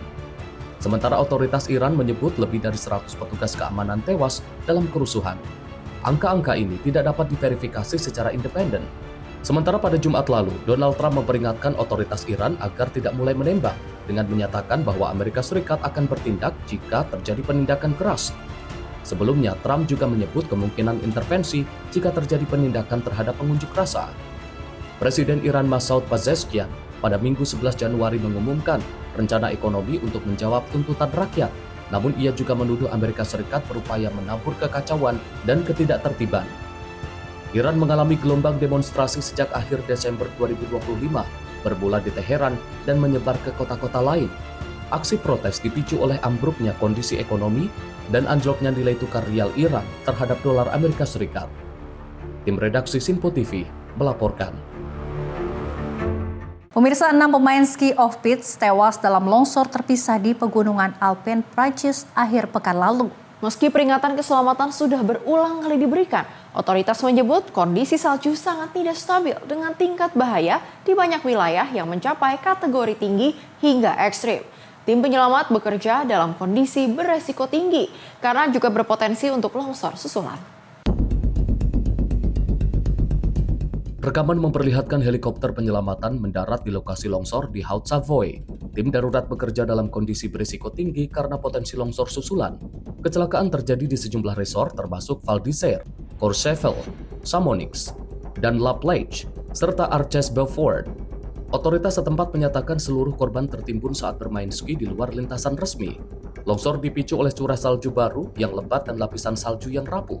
Layanan penyelamatan menyatakan para korban terjebak oleh luncuran salju ketika memasuki area off-piste.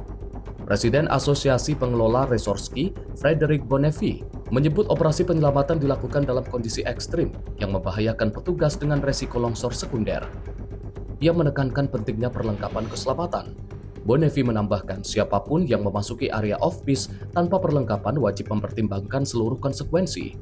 Ia menyebut insiden ini sebagai tragedi dan menyampaikan belasungkawa kepada keluarga korban, serta menegaskan setiap orang harus bertanggung jawab atas keselamatan diri sendiri. Sementara itu, otoritas regional sejak Jumat 9 Januari 2026 telah mengeluarkan imbauan kewaspadaan ekstrim, serta sangat menyarankan untuk tidak berski di luar lintasan.